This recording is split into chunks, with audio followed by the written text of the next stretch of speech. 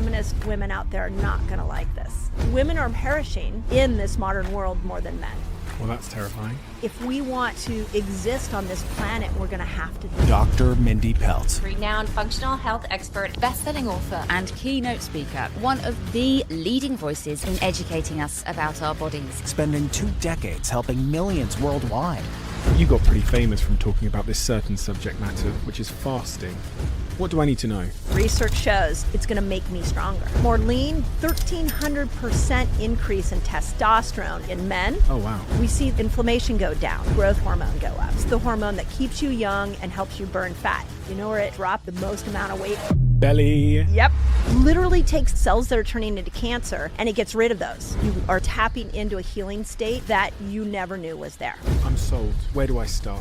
So the first place to start is menstruation, or the big M, is considered a taboo topic. I'm going to say something which is really embarrassing here. I know nothing about menstrual cycles. I'm in a relationship. What advice have you got for me? Well, the first is, do you know her cycle? Moving on. Tell me about your childhood. Let me give you gold. First 2 days, give her some space. If you have any conflict you want to resolve with her, do it between day 2 and day 12. Her libido is going to be the highest between day 10 and day 15. And then here's the gold. You're going to have to report back to me how this works. Around day 17, this is where you got to... Once in a while on this podcast, I have a conversation that I desperately wish I'd had sooner. This is one of those conversations. I'd heard about fasting, but I had no idea at all of its potentially life-changing impact.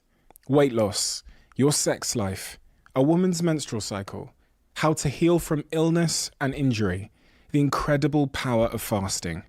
I'm incredibly happy that you chose to listen to this particular conversation, because if you're like me and you've never really taken the time to understand fasting and you don't understand the 6 types of fasting, then maybe this is the conversation you've always needed to hear, because it certainly was for me.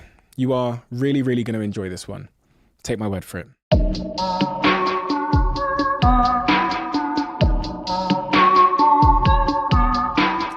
Mindy, if you took the full body of work that you've produced over the last, let's say, 10 years, and the work that you're going to produce over the next 10 years, and you had to summarize the mission that you're on and why it matters, how would you do that? Wow, that's a great question. I'm trying to empower people to believe in themselves again. And I want to do that through everything that in our lifestyle that taps into our body's own ability to heal itself. We have gotten so far off course. We don't even realize that we're giving so much of our health power away, our happiness power away. And all we've got to do is come back home to ourselves and learn that every single thing inside of us, every cell, every neuron, everything is working for us, not against us. And we have to stop villainizing our body. We got to figure out how to believe in ourselves again. We're the ones that are going to save ourselves. And we've just lost our way. What have we fallen into the trap of believing? Well, in the health world, we've totally fallen into the trap that if I take this pill, if I do this diet, if I do this exercise, then that will cure me. Nobody cures you. You cure yourself. And so you have to start to look at the human body as this self-healing organism that's always figuring out how to keep you alive, how to keep you at your best. And if you're not feeling at your best, then the only thing to look at is that there's an interference. There's a physical, emotional, spiritual, chemical interference that is pulling you away from this power that's inside of you so that you can start to heal. Once you pull those away, you see yourself in a whole new light. I mean, this is what fasting did for millions of people. You just see yourself so differently in what you're capable of doing. Where have we gone wrong in terms of our attitude towards what it is to be a human? Because, I often think much of the health advice that is thrown at us these days has this underlying belief that, like, in some way we're broken. Yeah. Oh my, I so agree with you. It's the messaging is like, you did something wrong. You have a genetic profile that you're doomed to have a disastrous outcome. And everything is exogenously blamed at us. And I really think that that comes from not only our healthcare system, and I'm not trying to bash the healthcare system, but we have lost our way. And it comes from, for women specifically, it comes from the messaging we get from, social media and magazines. Like, everything is outside in. We got to go inside out now and start asking what we want on a physical, spiritual, emotional level so that we can create the life we want and stop looking outside for the answers. We got to go within. I love that. Inside out. The inside out living. You got pretty famous from talking about this certain subject matter, which is fasting. Yeah. Now, I want to talk about fasting because I've heard about it, and I'm sure here I represent a lot of my audience right now. I've heard the term fasting. I've heard loads of people in recent times over the last, I'd say, 2 years, get really excited about it and say that it's a good thing. Yep. But that's really the extent of my knowledge on the subject. So let's just start right there. I mean, you wrote a book called Fast Like a Girl. You've got so much content out on the internet about fasting for both men and women. This book was written in 2022. Why? Why are you so focused on fasting? Why do I need to care about it? What's it going to do for me? It's the quickest antidote to what we just said. If we've got all this physical, emotional, chemical stress coming at us, we've got taste buds we've got to change, we've got behaviors we have to change, there's a lot there. But I can show you how to compress your eating window into a 10-hour eating window, leaving 14 hours for fasting, something as simple as 14 hours.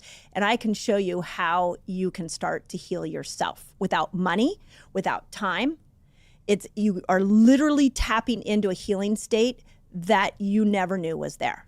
And I think part of why we've had so many people pour onto YouTube and so many women gravitate to the book is that it's so, once you learn how to fast, you start to see your body in this whole new way. It can absolutely heal itself. So for me, fasting became this incredible tool that everybody could do. And we just had to learn how to do it. The women that I'm watching that are just dropping, men and women, hundreds of pounds, and medications they're getting off of, and mental health that's coming back just because I taught them how to compress their eating window and leave a longer time for rest so their body can repair. That is all, each individual is doing that. I didn't do that. I'm the type of person that very much needs stats to believe things. I'm one of those people. And once I've got the stats or some kind of scientific evidence, then I'm all in. Beautiful. What do I need to know from a scientific standpoint? What research has been done on fasting? Okay, so let's go through the basic principle of fasting, and I think this will help everybody, is that you have two metabolisms. So you burn energy when you eat, and you burn energy when you don't eat. But they're two different mechanisms. So when you eat, let's use myself as an example. I had eggs and some avocado for around 11 o'clock today. So that's going to bring my blood sugar up. Now, as my blood sugar starts to drop, what's going to happen is my body's going to switch over into this other energy system. And I call this the fat burning energy system. I call this one the sugar burner energy system. When it switches over into this fat burning energy system, it starts to make a byproduct called a ketone. And that ketone will go up into the brain and it starts to repair your brain. And what most people don't realize is your brain needs 50% ketones, 50% glucose. So you're giving a fuel source to your brain that it desperately needs, which is why people, when they fast, are their mental clarity goes up, their cognition improves, their brain fog goes away, because you're literally giving a fuel source to your brain that it may never have been given before.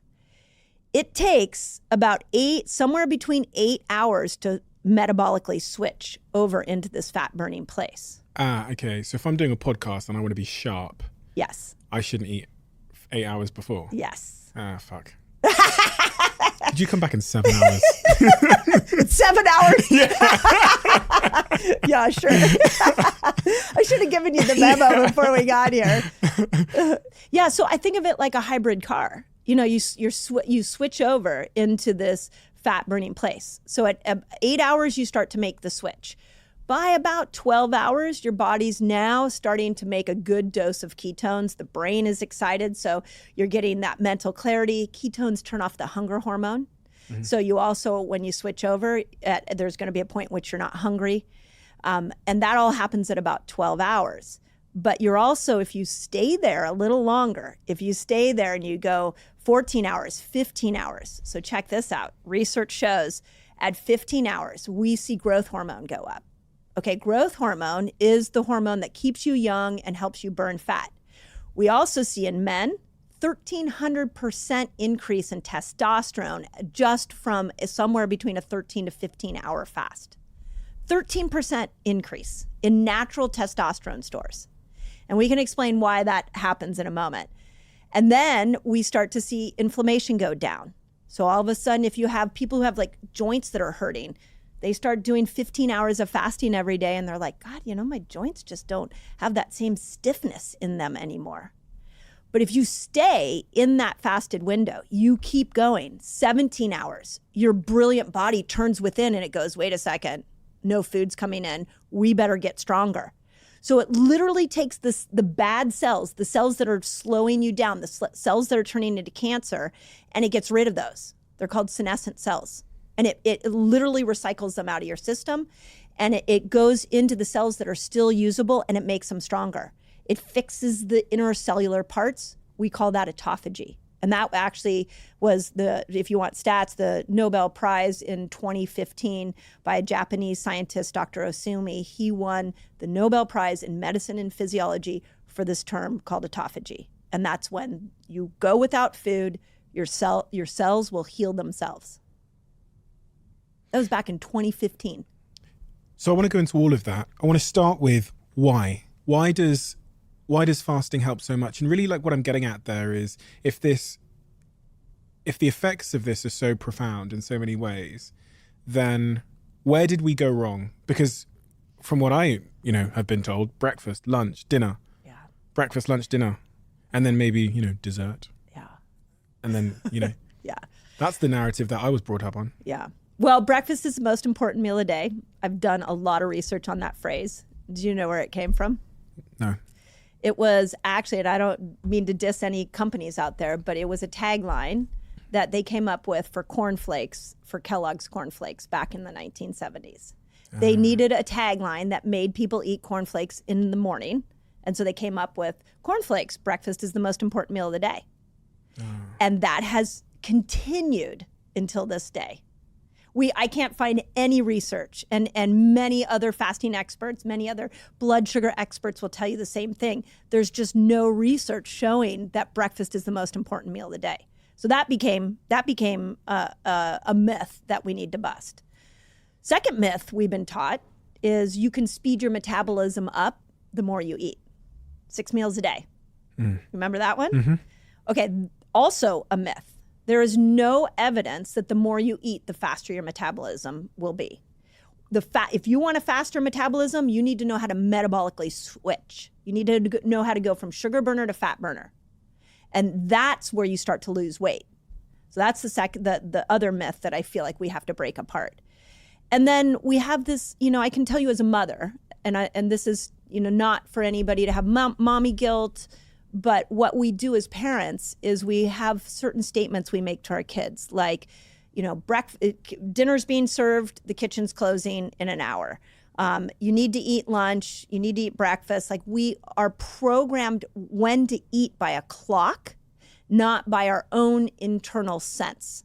So kids are raised to eat according to a clock, not according to when they want to eat. We don't say, am I hungry right now?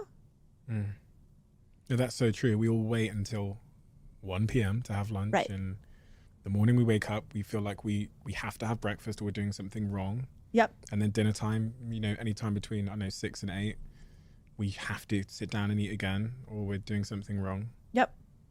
If you just unwind that. Yeah, where did that come from? Right? Usually from your parents, and it came from a schedule. What did my ancestors do before my parents existed and the schedules existed? I can tell you exactly what they did. What did they do? They came out of the cave. Okay. I'm going to go back to our primal friends. Go back to our cave friends. They came out of a cave. They didn't have a refrigerator. They didn't have a pantry. They didn't have DoorDash. They had to go find food. Did they have Uber Eats? They didn't have Uber Eats. Delivery? Yeah, I'm pretty sure they didn't have Uber Eats. But what they did is they came out of the cave and they went to go hunt food. Sometimes they could make a kill really easily and bring it home, and they would feast. Sometimes the kill wasn't as easy, and they had to go far to find an animal to kill. Exercise. But what did they do when they had to go super far and they couldn't get food? They switched over into this ketogenic energy system. And that ketogenic energy system supercharged them, because every cell in the human body is the number one priority of our cells is survival. So we were built to make sure we could stay alive in the absence of food. So their ketones kicked in. And when ketones kicked in, they became mentally very focused so they could go find food. They were able to stay calm. Ketones will affect a neurotransmitter called GABA and cause GABA to come on so you feel calm, you're focused. Ketones will power up your muscles so that all of a sudden you have this incredible muscular energy, all because they were meant to go find food so they can bring it home. Okay, so the body, which is orientated towards survival, when you hadn't eaten, it invests a lot of its sort of resources in your brain to increase the chances that you'll catch something to eat. So that's why when I fast or when I haven't eaten, I'm very focused, I'm very articulate. That's right. It seems, and I perform at my best. Bingo. That's it. Makes sense. And then what did they do when they got a kill? They came home and they feasted. They didn't necessarily ration it out. They ate, and then they divvied it up again amongst the tribe, and then they went out again until when the food was gone, maybe a couple days, maybe they'd feast for a couple days. When the food was gone, they go out again. It's called feast famine cycling. It is how humans were meant to live. The challenge we have is we have access to food all the time. That we are, feasting has taken on a really negative connotation because we're feasting on the wrong foods. But if we could go back and just be like our primal friends, and we could learn how to go in and out of this feast famine cycling, using fasting as a tool for performance, for healing, and using food in the proper way and eating the right food so that our brains will work well. And there's a whole hormonal pack or sense of food that can help support hormones. If we're really conscious about the quality of the food that we eat, we're now mimicking what our primal ancestors were doing. Does that also imply that we should exercise fasted?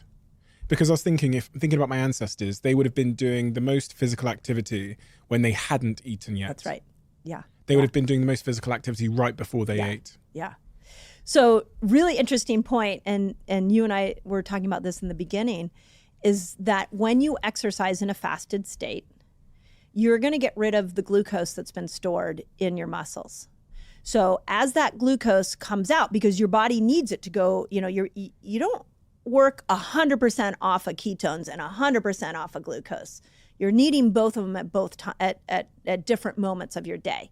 So when you're exercising in a fasted state, you're getting ketones and your muscles are releasing stored sugar, which is great for anybody who wants to lose weight because now you can lean out those muscles. Now let's go back to what our primal ancestors did. When they came home, they ate meat, they ate protein. And they stimulated something called mTOR. mTOR is when you actually create muscle growth. And what we now know is it takes about 30 grams of protein to trigger these amino acid receptor sites in the muscles to cause them to grow stronger. So for you, if you work out in a fasted state, you're going to release all those stores. You're going to have those ketones for performance, but then you want to follow that up with protein so you can build your muscles strong. And that is a hack that has worked incredibly well for so many people. Okay. Historically, people have thought that fasting is a one-size-kind-of-fits-all technique, and there's one kind of fasting, which is you might just not eat for a prolonged period of time. But in your book and throughout your work, you describe these 6 different types of fasting. Yeah. What are the 6 types of fasting? And tell me what the difference is in outcome and benefit. Yeah. It's a great question. So again, fasting is when we switch over. Yeah. So now we're in the fat burning place. At about 13 to 15 hours, we start making ketones. This is intermittent fasting. That's pretty much what most people, when they say they're intermittent fasting, that's what they're doing. Okay, they take 12 to 16 hours. Yeah. They're making ketones, their testosterone's going up, inflammation's coming down, Hunger might be going away. They're kind of having this, a lot of people lose weight with that. It's kind of the most common fast. Does it matter from the window? Does it matter what time I start and what time I end? Mm-mm. You get to choose. You choose what that window should be. So I could eat at 3 a.m.? You could. There's a whole nother level we can talk about Okay. why you don't want to eat in the dark. What's an ideal window, do you think? I really like, it depends on the time of the year, but in the summer, I really like somewhere, if you're going to do an 8-hour eating window, like 11 to 7 in the summer. And then in the winter, because it's darker earlier, you would do more like a 10 to 5 kind of eating window. It's not so hard to do 11 to 7. Right? Not hard at all. Not hard at all. That's not fasting. That's just having a slightly later breakfast and a slightly earlier dinner. Yeah. But it's like being intentional, right? Yeah, exactly. Because you don't want to, you gotta keep blood sugar low. Otherwise, the minute blood sugar goes up, you're going to switch over. Right. So you can't put it, if you walk past the kitchen and put a grape in your mouth, Yeah, exactly. Yeah, which is you've pulled yourself guilty up. of. Yeah. Yes. So that's the first type of the 6 fasting styles. The second is, I'm going to try and say this word, autophagy. It's one way of saying it. People either call it autophagy or autophagy. People say it different. You can tell me I said it wrong. I kind of landed on autophagy. I feel like Autophagy. autophagy is the best way to say it. Autophagy fasting, what's that? So autophagy fasting is about 17 hours in without food. Your cells will turn within and they'll start to heal themselves. And that was what Dr. Osumi's big discovery is that the cells clean themselves up. So what's interesting on this one, and this is something I really want to get out to the world, is that when you stimulate autophagy, what you're doing is you're turning on the intelligence inside the cell, and that intelligence is looking around and it's going, hey, there's a virus, there's a bacteria, get them out. So let's push these infections out of the cell. That mitochondria, it's not working well. We need to repair it. That endoplasmic reticulum inside here, it's lagging. We need to fix it. So it literally goes in and fixes everything inside the cell just at 17 hours. But one of the greatest studies I've seen in fasting was done during COVID. And it showed that if a virus comes into a cell that's in a state of autophagy, it can't replicate. Viruses have to live off of your energy system. So when viruses go into a cell that's laden with glucose, they have a party in there. They love that. They munch on that and then they go out and they start replicating. If you were in a fasted state when a virus comes in, it can't replicate. There's nothing inside that cell for that virus to take over and it dies. Why does that happen? What's the reason for that sort of the CEO within my cells looking around and saying, right, let's clean all this stuff up? Well, because once you've stimulated autophagy, there is one goal for that cell, and that is survival. So everything in there is on high alert. Okay. Everything is going to be in your survival interest. So a virus is not in your survival interest. So it pushes it out. So it's kind of like an emergency signal because there's not been food for a while. So it's kind of like the last attempt to do everything the body can to help you make it through this period of hunger. That's right. Okay. You've put yourself in this state of extreme healing. And it's all based off of this idea that your body wants to stay alive. Okay, so are you writing your book that's good for balancing sex hormones and preventing colds? So yeah, with autophagy, it's great for preventing colds. Here's what's interesting about autophagy for sex hormones is that the major part of your brain for both men and women that control all hormonal control is your hypothalamus and pituitary. That part of the brain does not have a blood-brain barrier. So it's very vulnerable to toxins. So whenever we have massive toxic exposure, that part of the brain starts to malfunction. We see this with polycystic ovarian syndrome, most common hormonal imbalance for women.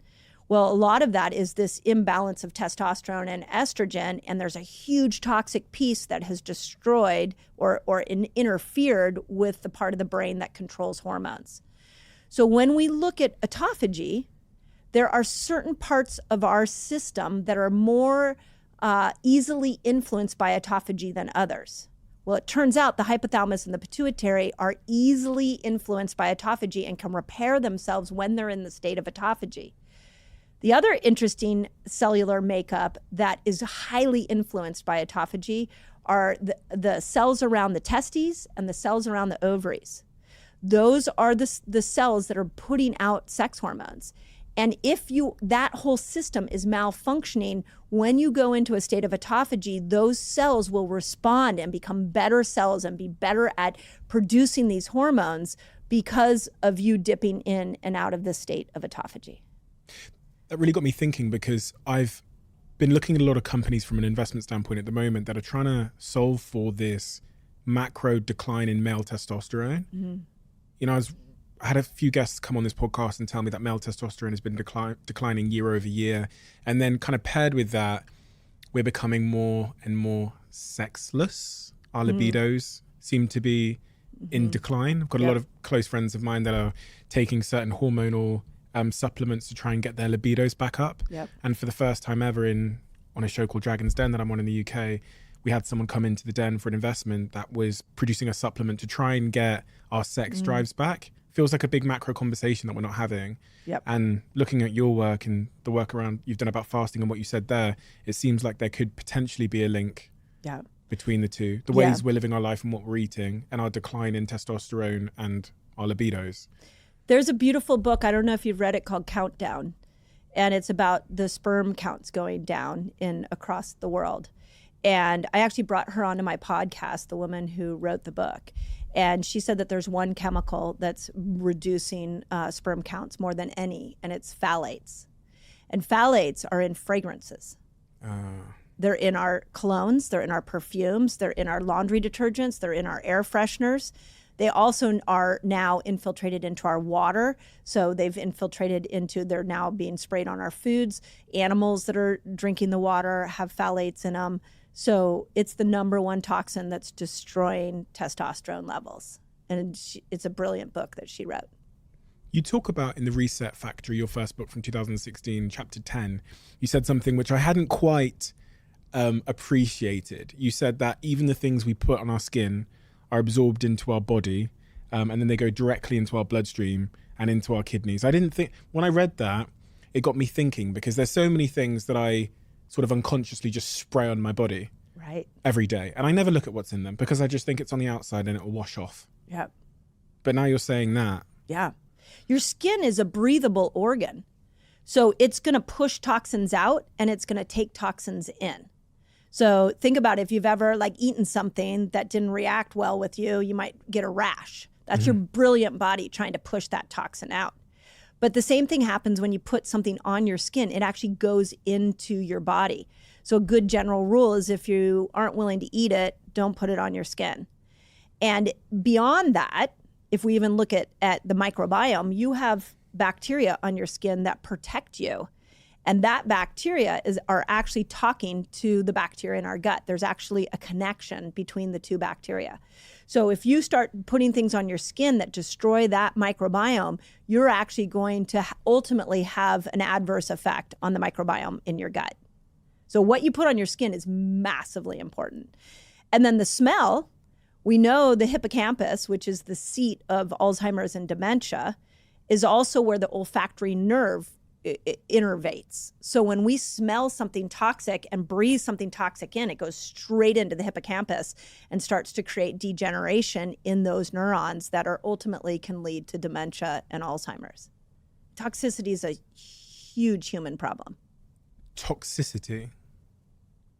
When you say the word toxicity, how are you defining that? You're saying toxic chemicals that we introduce into our lives, on our skin, consume, inhale, have around us.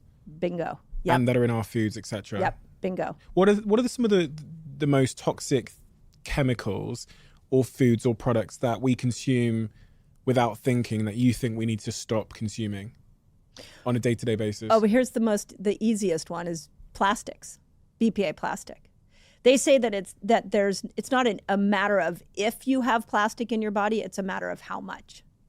So let's use it in context of something that people are really motivated by, which is weight loss. What's BPA plastics? It's a chemical within plastic that's within our water bottles. It's in our Tupperware.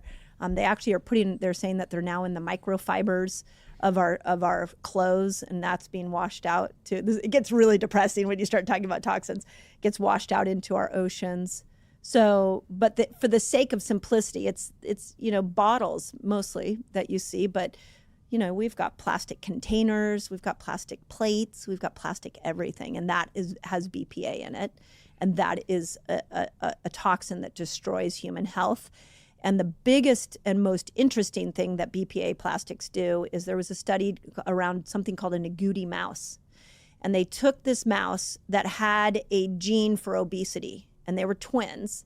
They fed them the same food. They gave them the same amount of exercise. But one of the mice got introduced BPA plastic. And the one that got the BPA plastic all of a sudden started to gain weight, and the hair color started to change.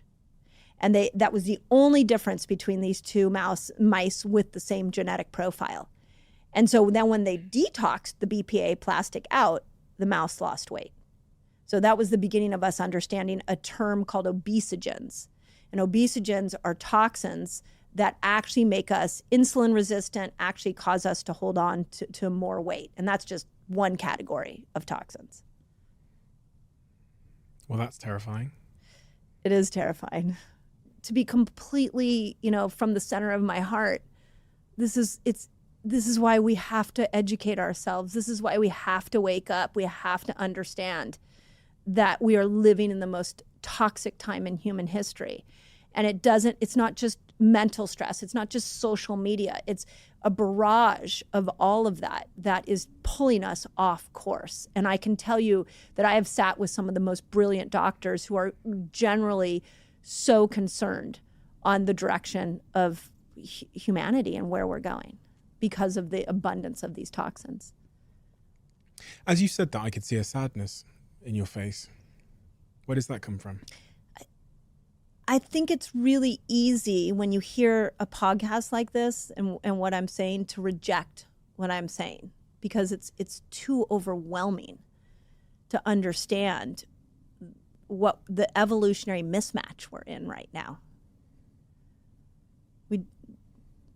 So many people are suffering, whether it's physical or mentally, and they don't realize that it's everything from the food to their shampoos to the plastic water bottles. It's so vast, and yet nobody's doing anything about it. And that's where my heart hurts. It's like people are suffering that don't need to be suffering.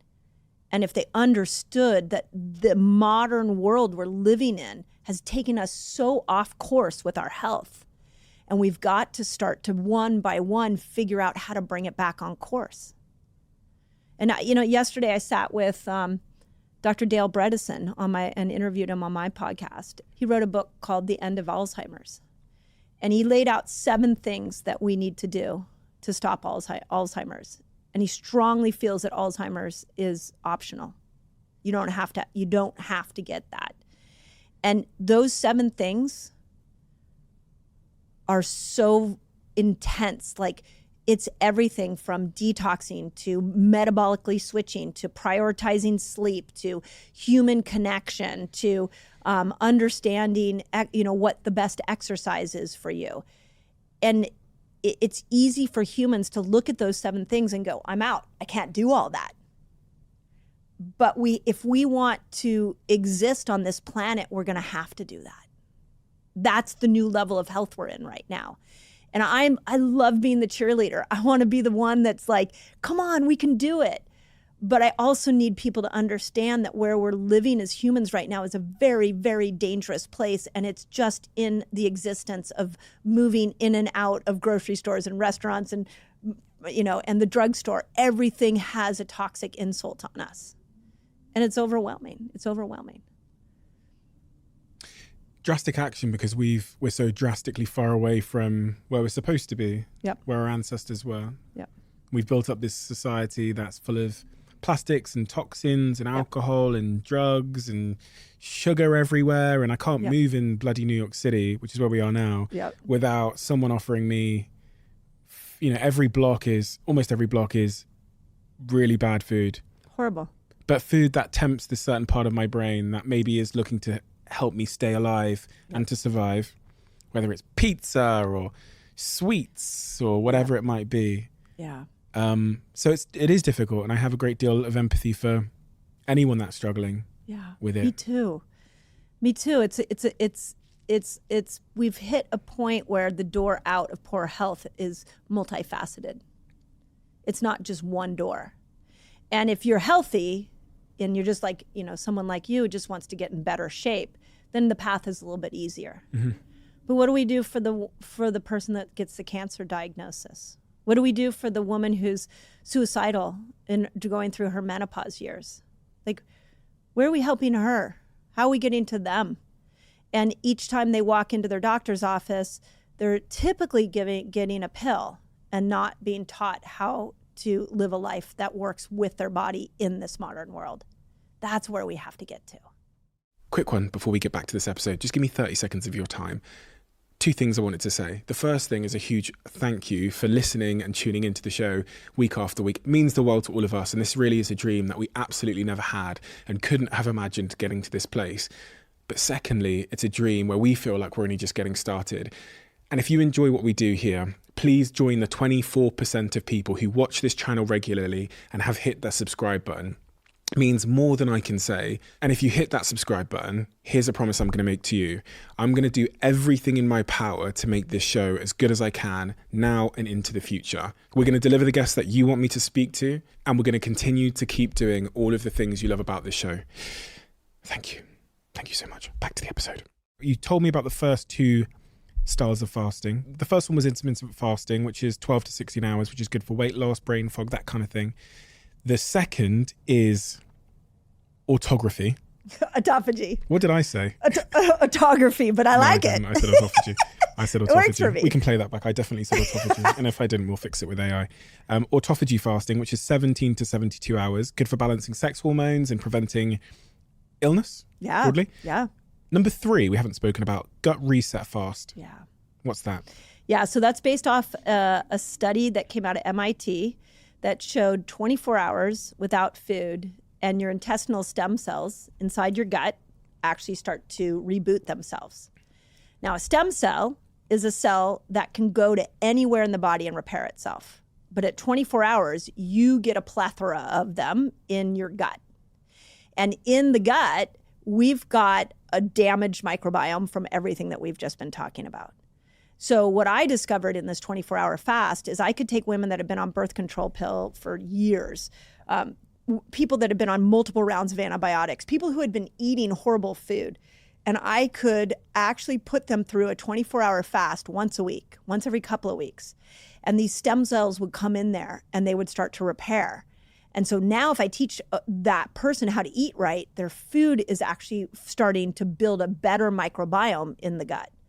So that 24-hour fast became this go-to in my clinic where I could take all these gut challenges and I could start to unwind them just because I knew the body had this capability of making these intestinal stem cells. And it was crazy. Like, we got people off supplements. We got people that weren't making serotonin, which affects moods, comes from the gut. All of a sudden started to become happier.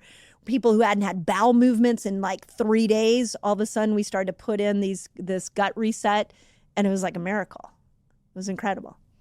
Number 4, fat burner fast. So the fat burner fast is probably my favorite for those people who want to lose weight. The research was done that 36 hours without food, followed by 12 hours of eating, and then another 30. They actually did it over a 30-day period, but we've been using it in our community, just dosing it in. That at 36 hours, what happens is that's enough time where the blood sugars come down, where all of a sudden the body, it's so smart. It goes, okay, blood sugar's not coming. We've been in this fasted state. We've triggered autophagy. We've brought inflammation down. We've made you ketones. We're trying to go find food, but this extra weight, it's not serving you. Because remember, you got to go find food. So it drops weight. And it's the most beautiful way to get a person to unstick any kind of weight loss resistance. But most importantly, you know where it dropped the most amount of weight from? Where does everybody want to lose weight? Belly. Yep. So it is probably should have called it the fat burning, belly fat burning. Yeah, the belly fat. Yeah, that would have banged. Yeah. But yeah, and so that's what they showed, is that actually a 36-hour fast started to unstick weight loss, and it was started with weight around the belly. Compelling. Number 5, the dopamine reset fast. Yeah. So number 5, I found some research showing that when people go without food for 48 hours, the whole dopamine system will be rebooted. So what's important to know about the dopamine system is it is our molecule of happiness. It is the thing that it's actually a motivation molecule. And it's a neurotransmitter that allows thoughts, happy thoughts, to go across from neuron to neuron. And so what happens, and I'm sure you've talked about this on your podcast, that we're so dopamine saturated right now. Mm-hmm. But specifically people who are overeaters, they actually are finding, the study I quote in the book is that they found that people who had food addiction, people who had extra weight, like obese situations, they were not getting as much happiness out of their food because their dopamine receptor sites were saturated. So they had to eat more food to get more happiness. And food is a state changer. It does make us happy. So what they found is if they put them into a 48-hour fast, that they actually rebooted the whole dopamine system and new dopamine receptor sites appeared. So that when they brought food back in to the equation, they actually got more enjoyment out of food with less food. This kind of got me thinking about a conversation I was having yesterday with some of my team here. We were talking about how it almost feels like sometimes if I've eaten sugar, I can go into a bit of a sugar cycle. And what I mean by that is I'll have some sugar and then like a couple of hours later, I'll have another craving for sugar. And then a couple of hours later, I'll have another craving for sugar. But then at other times, specifically, for example, when I did keto, I did the keto diet for about 8 weeks, bloody 8 months, I wish, 8 weeks. And throughout that period, I didn't have any cravings for sugar. Yep. We had some chocolate come into the studio and I walked over to the chocolate and I smelt it. Yep. And I didn't want any of it. Yep. It had gone. Yep. But then when I'm in my what I call like the sugar cycle, I'm eating sugar maybe, once or twice a day, and I'm getting like the craving for it, which I just can't seem to resist. Yep. Well, dopamine's the molecule of more. It's not the molecule of enough. So what it does is when you get sugar, you get this dopamine rush, and the brain goes, "Woo, love that. Give me more of that." And so it's endless. You will never be fully satisfied. It constantly wants you to come back for more and more and more. So when you start to go off of the ketogenic energy system, you're getting the same euphoria. You probably felt the same high, the same mental clarity, but you've totally taken this molecule of more out of the picture. In fact, dopamine will actually, you get those receptor sites that will be repaired, but you're not getting a big dopamine buzz when you're in a ketogenic state. You're getting ketones. I was mulling it with my team how long I had to stay away from sugar to kind of get out of that vicious give me more cycle. Yeah. My experience has been it's about 3 days. 3 days. That's what I thought. Yeah. I think I said 4 or 5, but it's just from experience as well. If I haven't had sugar for 3 or 4 days, I mean like a chocolate bar, something significant in terms of sugar, then after 3 or 4 days, the craving for it seems to vanish. Yeah. Yeah. It's not, if you think about that, it's not hard if you're trying to overcome a sugar addiction. Yeah. Like just bear it for 3 days. And then that dopamine stops barking at you. And then if you tack fasting onto it, now you're getting ketones. And so you're not needing that as much. Ketones kill hunger. And they make you so mentally clear. They give you this euphoric feeling. So you don't have that urge to go for the sugar. And the ketones come from fasting. Yeah. Which is when your body switches metabolic state. Got Yeah. you. The last and final fasting style, immune reset fast. Yeah, so immune reset was built off of Dr. Walter Longo's work. And he did a study on people who had cancer and were going through chemotherapy. And one of the challenges we know about chemotherapy is that it wipes out the whole immune system. And so he wanted to see, well, what if I put somebody in a fasted state as they went through chemotherapy? Would there be a difference? And what he found is after 3 days of fasting, the white blood cells in our system actually reboot themselves. So what they do is all old white blood cells are sloughed away and new white blood cells emerge. So people were able to come out of that chemotherapy experience and have a stronger immune system, as opposed to what we were seeing was that it was wiping the immune system out. So that launched the whole 3-day water fast sort of craze. At least here in America, we're seeing a lot of people that are just going after 3-day water fast to prime their immune system. But you also at 3 days get stem cells, full systemic stem cells. So all of a sudden your body's got surging with stem cells going to all parts of the body, repairing it. The great example I always use on this one was I had an Achilles tendon injury and nothing was helping it. So I threw a 5-day water fast at it. On the 4th day, I felt this buzz in my Achilles tendon and I was like, oh, wonder what that is. And it stayed all the way through. I went 5 full days. And about the 5th and 6th day, so 6th day I was entering the food back in, all the pain completely went away and it never came back. I tried everything, and that was the only thing that repaired it.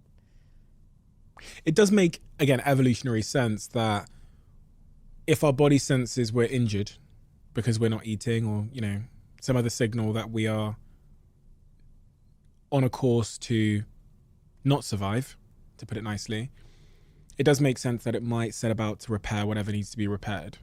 You're getting it. Because if I was a wounded human back on the savannas of, I don't know, Africa or wherever we came from, and I'm laid there and I'm not eating, my body should probably go, okay, Steve might need something fixed so that he can get back to hunting. So you're getting it. So survival, that is the number one priority of the body. So when you go without food, you amplify every resource it has to keep you alive. And if repairing my Achilles means I can now go hunt for food, it's going to do that. It's going to make me stronger. And in the book, when I was writing the book, I stumbled upon a really cool hypothesis that's called the thrifty gene hypothesis. And it said that it's a theory, obviously it's a hypothesis, it's a theory that the humans that evolved out of the primal days had a very specific genotype. And this genotype allowed us to metabolically flex and be stronger in a fasted state because we had to survive. And the people that didn't make it from that time period didn't have that gene. But think about this for this moment. So they think we all have this gene inside of us right now, this thrifty gene, where we can go long periods without food and we can survive. So what happens when we're eating all day? What happens when we're ignoring and we're not actually activating that genetic profile?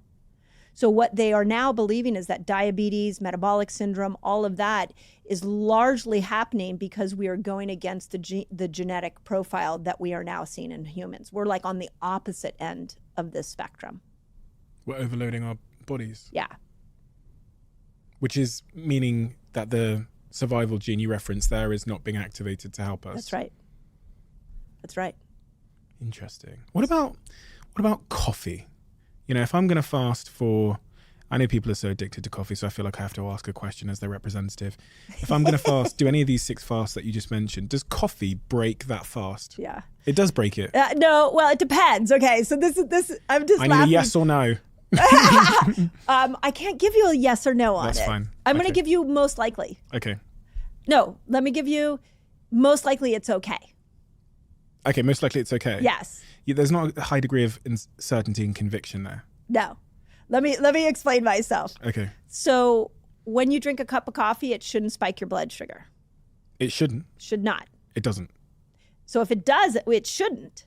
So if you have black coffee and your blood sugar doesn't spike and you're trying to metabolically switch over into your fasting window, you're good. You're golden. Drink that black coffee. Okay. Okay, now I'm going to add some sugar to it. Okay, now you're not switch. Now you've pulled yourself out of a fasted state. Okay, so no sugar, just a plain coffee with no milk or sugar in it. Is most likely going to keep you in a fasted state. Most likely. Well, I've seen a few occasions where it didn't. Okay. This is why we have people test their blood sugar. Like it's unique to you. So you can test your blood sugar, have the cup of coffee, half an hour later, check your blood sugar again. Those numbers should be equal. Okay, so for most people, coffee should be fine when they're fasting. Yes. But there's a couple of anomalies who their blood sugar does spike. Yes. Which means that they're not going to switch over to the fasted state. Yes, exactly. And, Coffee Mate, creamers, Those can be a little more problematic. But some people put full fat cream in there with no sugar. Some people put MCT oil in there. So, the buttered coffee became very, very common. And that was because of the fasting movement. So the reason they did that was because when you put a fat in your coffee, you stabilize your blood sugar. And so you were able to stay in the fasted state and switch over. I had Glucose Goddess on the podcast who, Jessie, she talks a lot about glucose spikes. And it was the first time my eyes were really open to the consequence of living a life where your glucose levels are spiking and crashing and spiking and crashing. And I've invested in this company called Zoe, where they give you a glucose monitor, which I attached to my arm for 14 days as part of the initial test. And then they give me this big sort of nutrition plan and profile. And that was the first time I got to see, I was in America at the time. I was in LA for a couple of months. And in LA, I pulled up at a gas station. And it's funny, I was walking through this gas station and everything in there was sugar. Yeah. It's because now I was looking. Right. Now I had my eyes open because I'm wearing this bloody monitor. Yeah. So I'm about to see the impact within minutes that it has on my body. And I was just looking around thinking, oh my God, the only thing that I can see in this whole store that I can eat without spiking my glucose is water. So is it a monitor where you can see it? You can scan it? Yeah. So they got two. Game changer. Yeah. So they've got two. One of them you scan. The new one they've got, it's automatic. Yeah. It's via Bluetooth. So it just keeps constantly updating on your phone. I honestly think we could dramatically change the health of the world if everybody put one of those on. Amen. Because then what you would do is you would just go, because this is like coffee. Like it should be so simple for me just to say, yes, drink your coffee, you're fine. But your microbiome in your gut is going to determine what it does with whatever hits that. So it's going to determine your blood sugar levels. Your microbiome, my microbiome, completely different. Mm-hmm. So food no longer is a one size fits all. There's an individual approach. So you have to know what your blood sugar is doing. Yeah. Like when I eat, believe it or not, when I eat a grass-fed steak, my blood sugar goes down. It's amazing. Wow. So whereas other people eat a steak and their blood sugar goes super high. And so then again, you go to a thread of this conversation, which is how do we help humanity? Yeah. And humanity wants the one size fits all. I can't give you that. Yeah. You're going to have to learn your own. You got to learn you. And something like that teaches you. Mm. But you're going to have to become very curious about you, like you are. Mm. And what's really fun to me when you put one of those things on, it's my favorite thing to do with patients, is I say, just eat normal, just eat everything. Yeah. And then every day I have them send me their readings and we just talk it through. I just did this with a beautiful patient that I've been working with who has a long history of eating disorders. And she was counting calories and really wanted the control of being able to keep her weight where she was, where it needed to be. And I said, okay, you can count calories if you want, but I just want you to stick this monitor on and let's just eat and let's see what you're doing. And she was vegan, and this isn't an anti-vegan conversation, but her spikes were up and down and up and down. Like there was like 8 of them a day, and her moods followed those spikes too. And so then we started to go, okay, well, let's add a protein here. Could we add fat here? Could we add some more fiber here? And she got to watch for herself. And within 4 weeks, she was free of any food control. And she was off teaching everybody else. Mm. It was so beautiful to watch. That calorie counting point, though, there's a big school of thought that in order to lose weight and be healthy, all you've got to do is count those calories. Yeah. There's something called a set point. Have you heard about the set point? Yeah, which is the amount of calories that I need to consume in order to hit my... That's right. So we all have a set point. If you're going to go down the calorie path, you have to understand you have a set point. And the set point is there's how much calories coming in and how much calories going out. What's the delta of that? And that will keep you at whatever weight you want to be. So let's use an example. You eat 1,500 calories a day. You exercise 500. You have a delta of 1,000. So if you want to keep your weight where it's at, you always have to do 1,000 calories every single day. Yeah. Okay, well, what happens on the days you decide not to work out?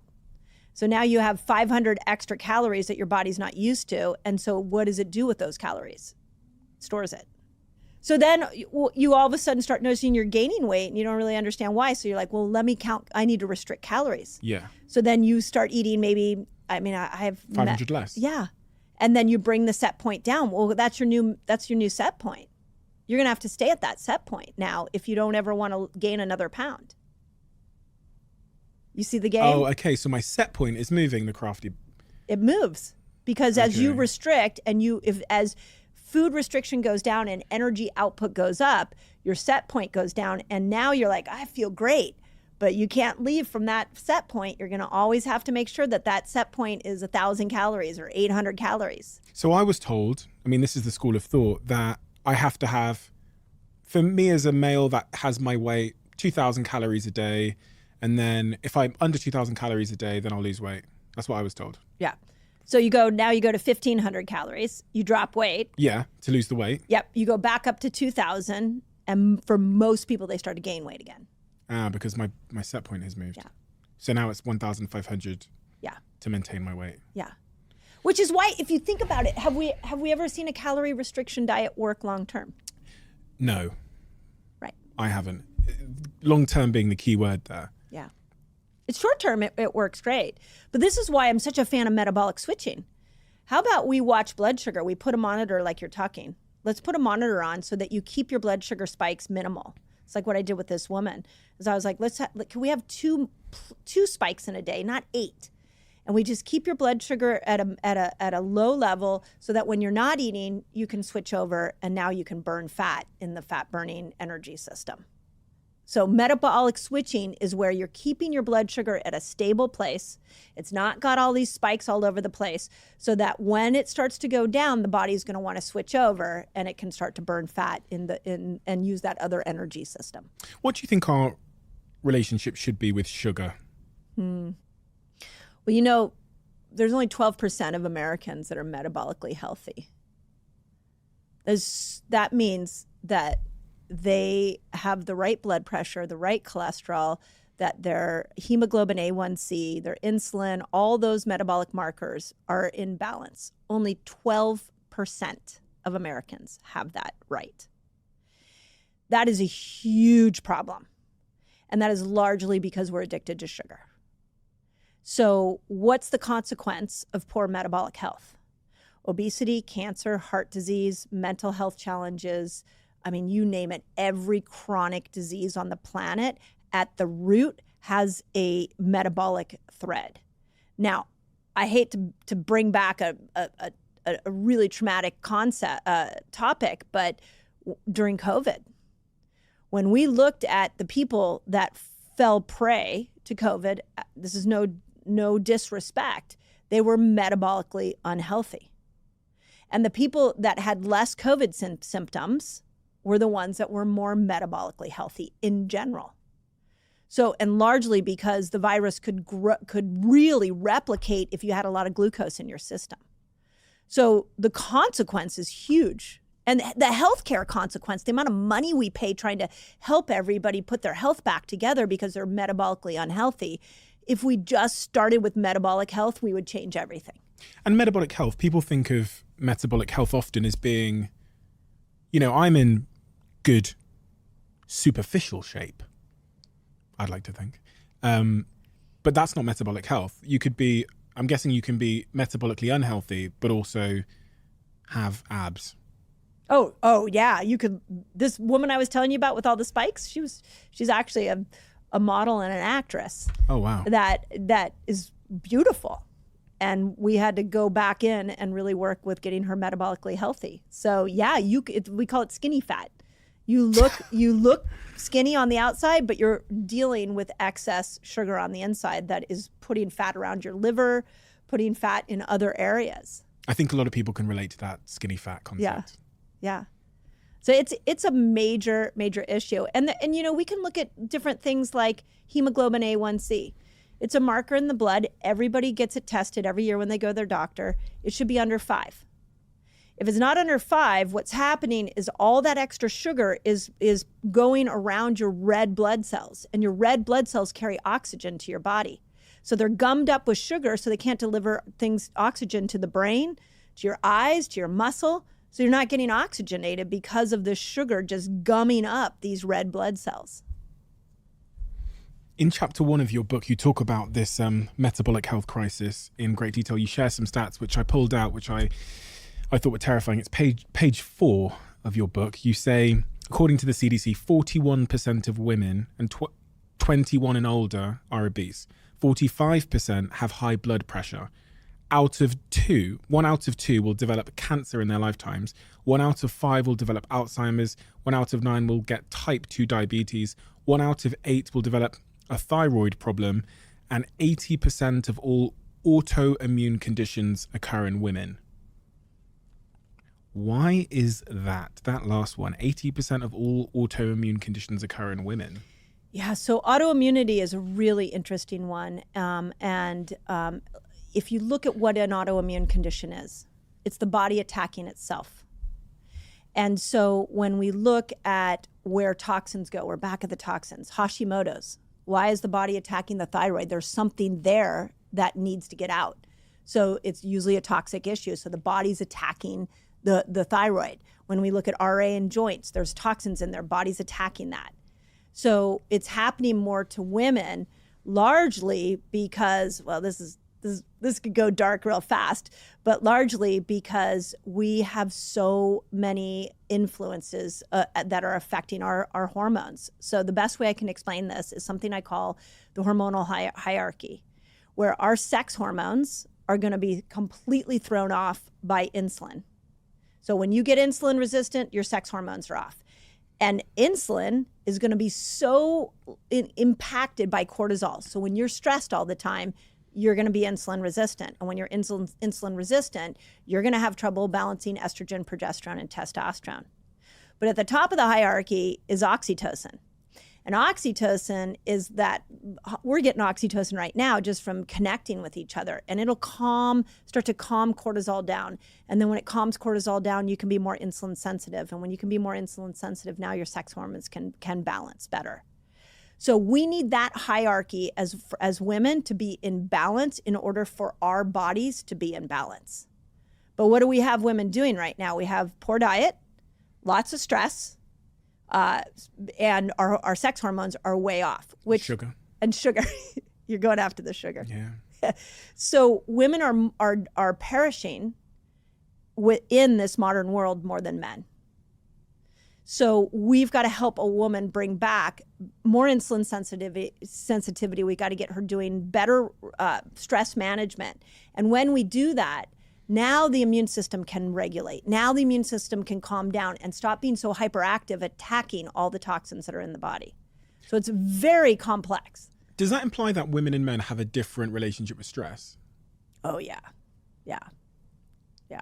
for sure. We're not, okay, so I'm gonna be as bold as to say this, and I know all my feminist women out there are not gonna like this. And I was raised by a strong woman. I am a strong woman. I've raised another strong woman.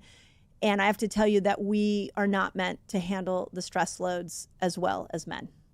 And that's largely because of 2 hormones. So estrogen makes us very outward, makes us very much an extrovert, and we can handle a lot of stress when estrogen is present in our body. But progesterone, she can't handle stress at all. So progesterone will start to diminish as cortisol goes up. I always say when cortisol goes high, progesterone becomes shy. So now the number of women since Fast Like a Girl came out that I have heard from, the 20 and 30-year-olds that have no cycle, none.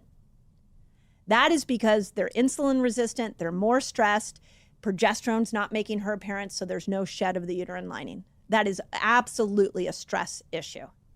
And not having a period for a woman is a major problem because that's how we detox. That's how we get these hormones out of us. So if you're not having a cycle, you're not getting rid of estrogen. You're not getting rid of so many toxins, and it's just staying inside of you. That's a major problem.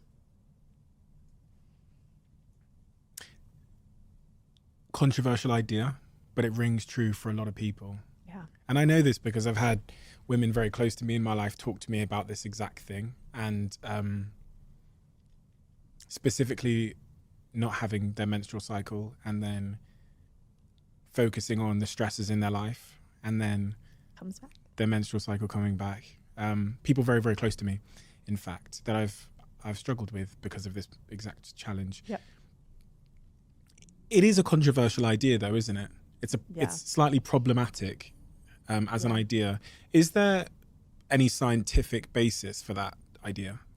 Well, we know based off science that when cortisol goes up, progesterone goes down. Cortisol is the stress hormone. Yeah. So when you're under stress, cortisol goes up. And so if let's say it's the week before your period, that's when you're supposed to have the most amount of progesterone. If it doesn't matter if you're trying to run a marathon, doesn't matter if you have a work deadline, doesn't matter if you're skimping on sleep, as long as cortisol is going up, progesterone's not going to make her appearance. And if she doesn't make her appearance, then the uterine lining won't shed. That's been proven over and over. Every hormone expert would agree, multiple studies, but women don't realize that. So if there's ever a time to mind your stress, it's the week before your period, which is why you don't fast the week before your period, because that's a bit of a stressor. It's why you shouldn't train for, a big Spartan race or a CrossFitting event or run a marathon. You should be doing more yoga and recovery the week before your period.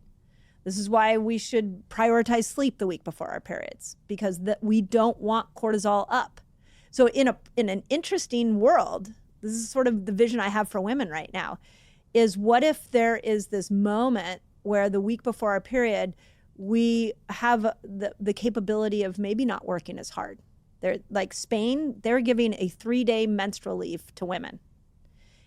And with no questions asked. Before the period? Or? Well, it's no questions asked. They anticipated it, that women would use it the first 3 days of her period, but a woman can use it anytime. I say use it the 3 days before your cycle is supposed to come. Interesting. Have you shared this idea before publicly? I've on several podcasts, I've talked about it. I had a great interview with Kate Northrup on my podcast, and she's an entrepreneur, and she actually maps her whole business cycle around her menstrual cycle. And so we had a beautiful conversation about this. And she said that she doesn't do as many Zoom calls. She tells her team that she's going to get off work a little bit earlier on those days. She slows everything down. Her workload goes dramatically down. And she said what ended up happening is that when her period started, her productivity went up. So see, when estrogen comes in on starting day 1, day 2 of our menstrual cycles, estrogen makes us really mentally clear, makes us very verbal.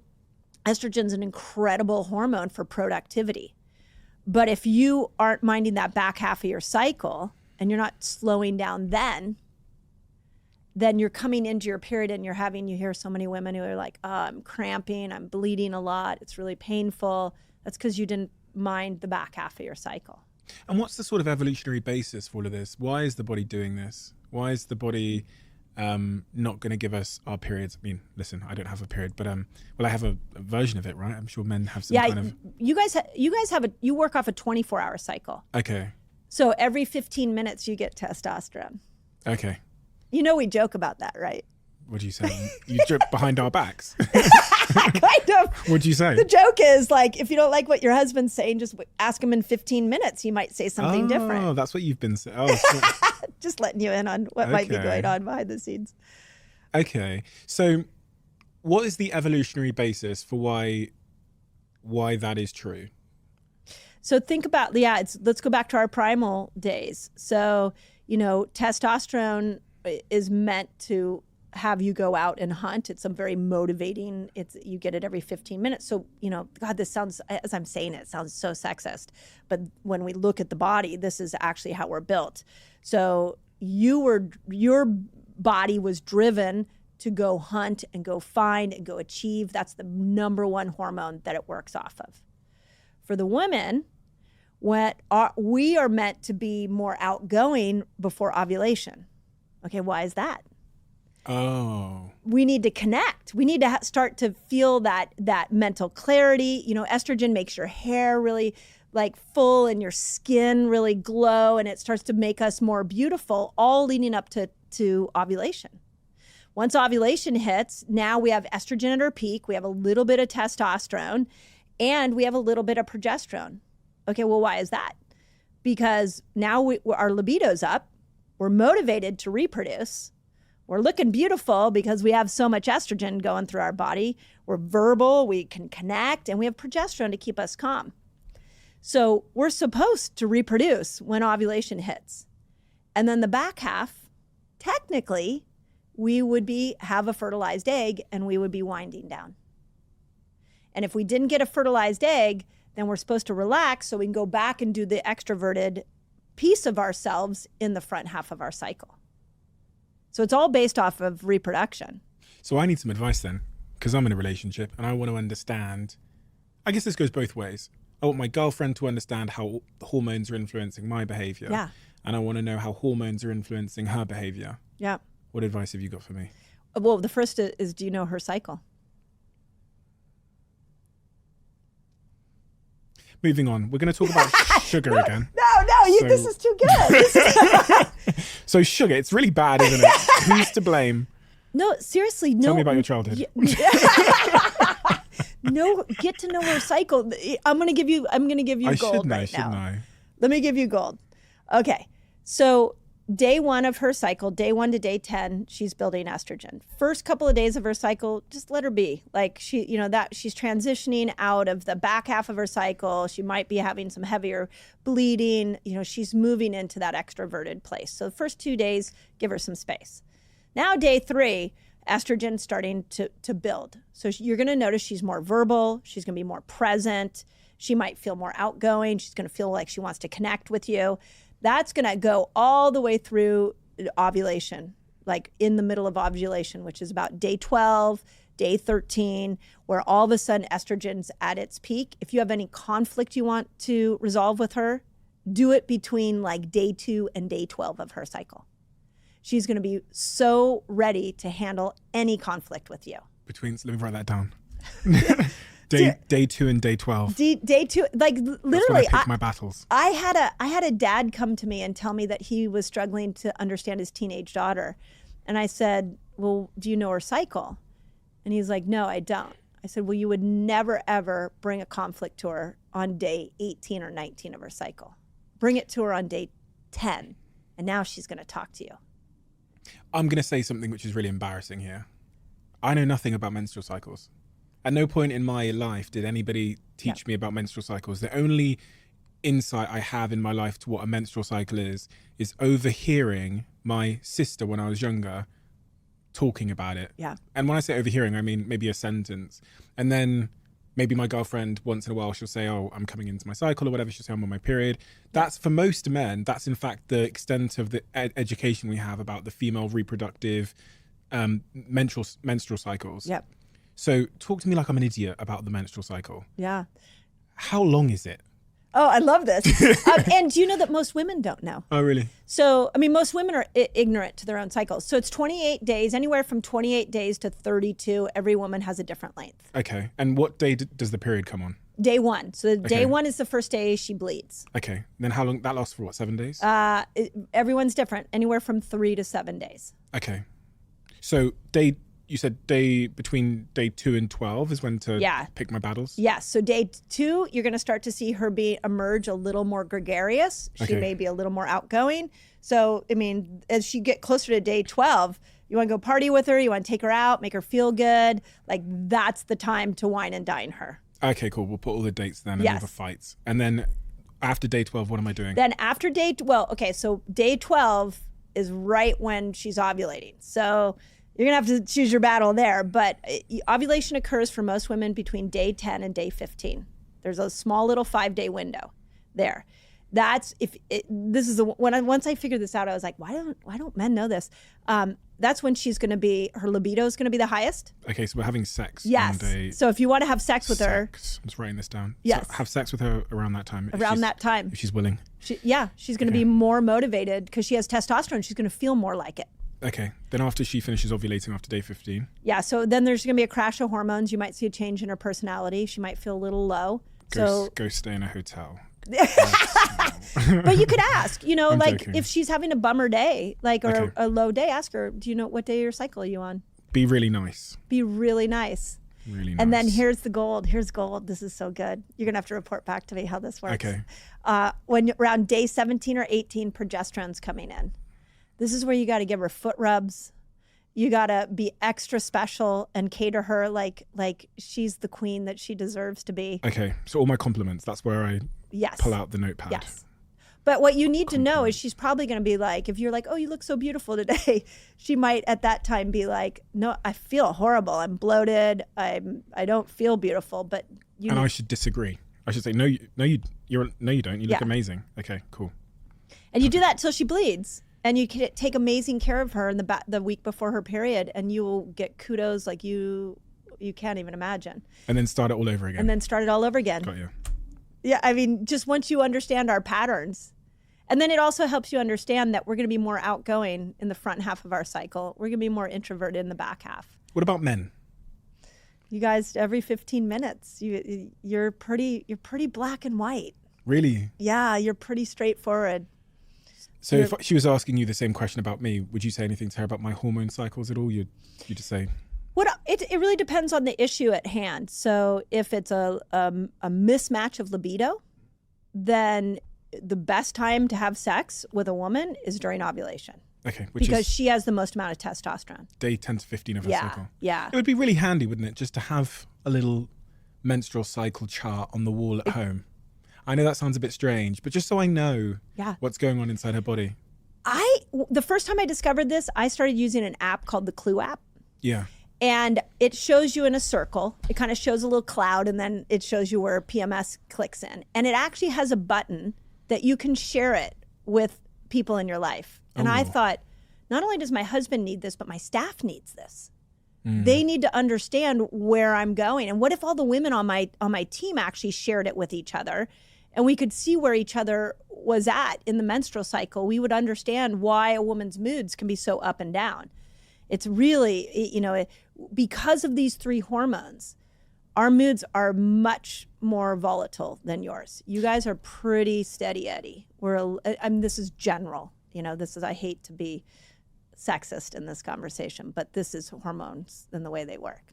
It's actually really helpful to know this, because without this insight, it's very easy to fall into the trap of just assuming your partner is moody, or that they have like mood swings, or that they're, people say things like they're too emotional, or they're whatever it might be. But with this, I actually think it creates a ton of empathy. Yeah. That's certainly the reaction that I get from hearing that there's significant hormone fluctuations in my partner, and they happen at certain periods. It actually now would change my behavior, the way that I receive certain times where I come home, or I notice that my partner's just different. Yep. And it catches me off guard sometimes. We've spoken a lot about this, and we're very open. We're very much the same person in terms of our willingness to talk about everything, and very difficult things as well. Yeah. And there will be times where I come home, or we go through a patch where just a week, things are making her upset, which wouldn't normally make her upset. Just tiny things that I'm doing. And I go, what? That's it. Like, yeah, So see if you can track that to a certain part of her cycle. Oh, I'm gonna. So like the week before our period, we're irritable. And every time I say that, men go, well, you said it. I didn't say it. Well, but that's because progesterone, we're meant to be more inner. We're meant to sit on the couch. We're also meant, believe it or not, glucose goes higher the week before our period. So we crave carbs. There's a reason we crave carbs, because we need to bring glucose up to be able to make progesterone.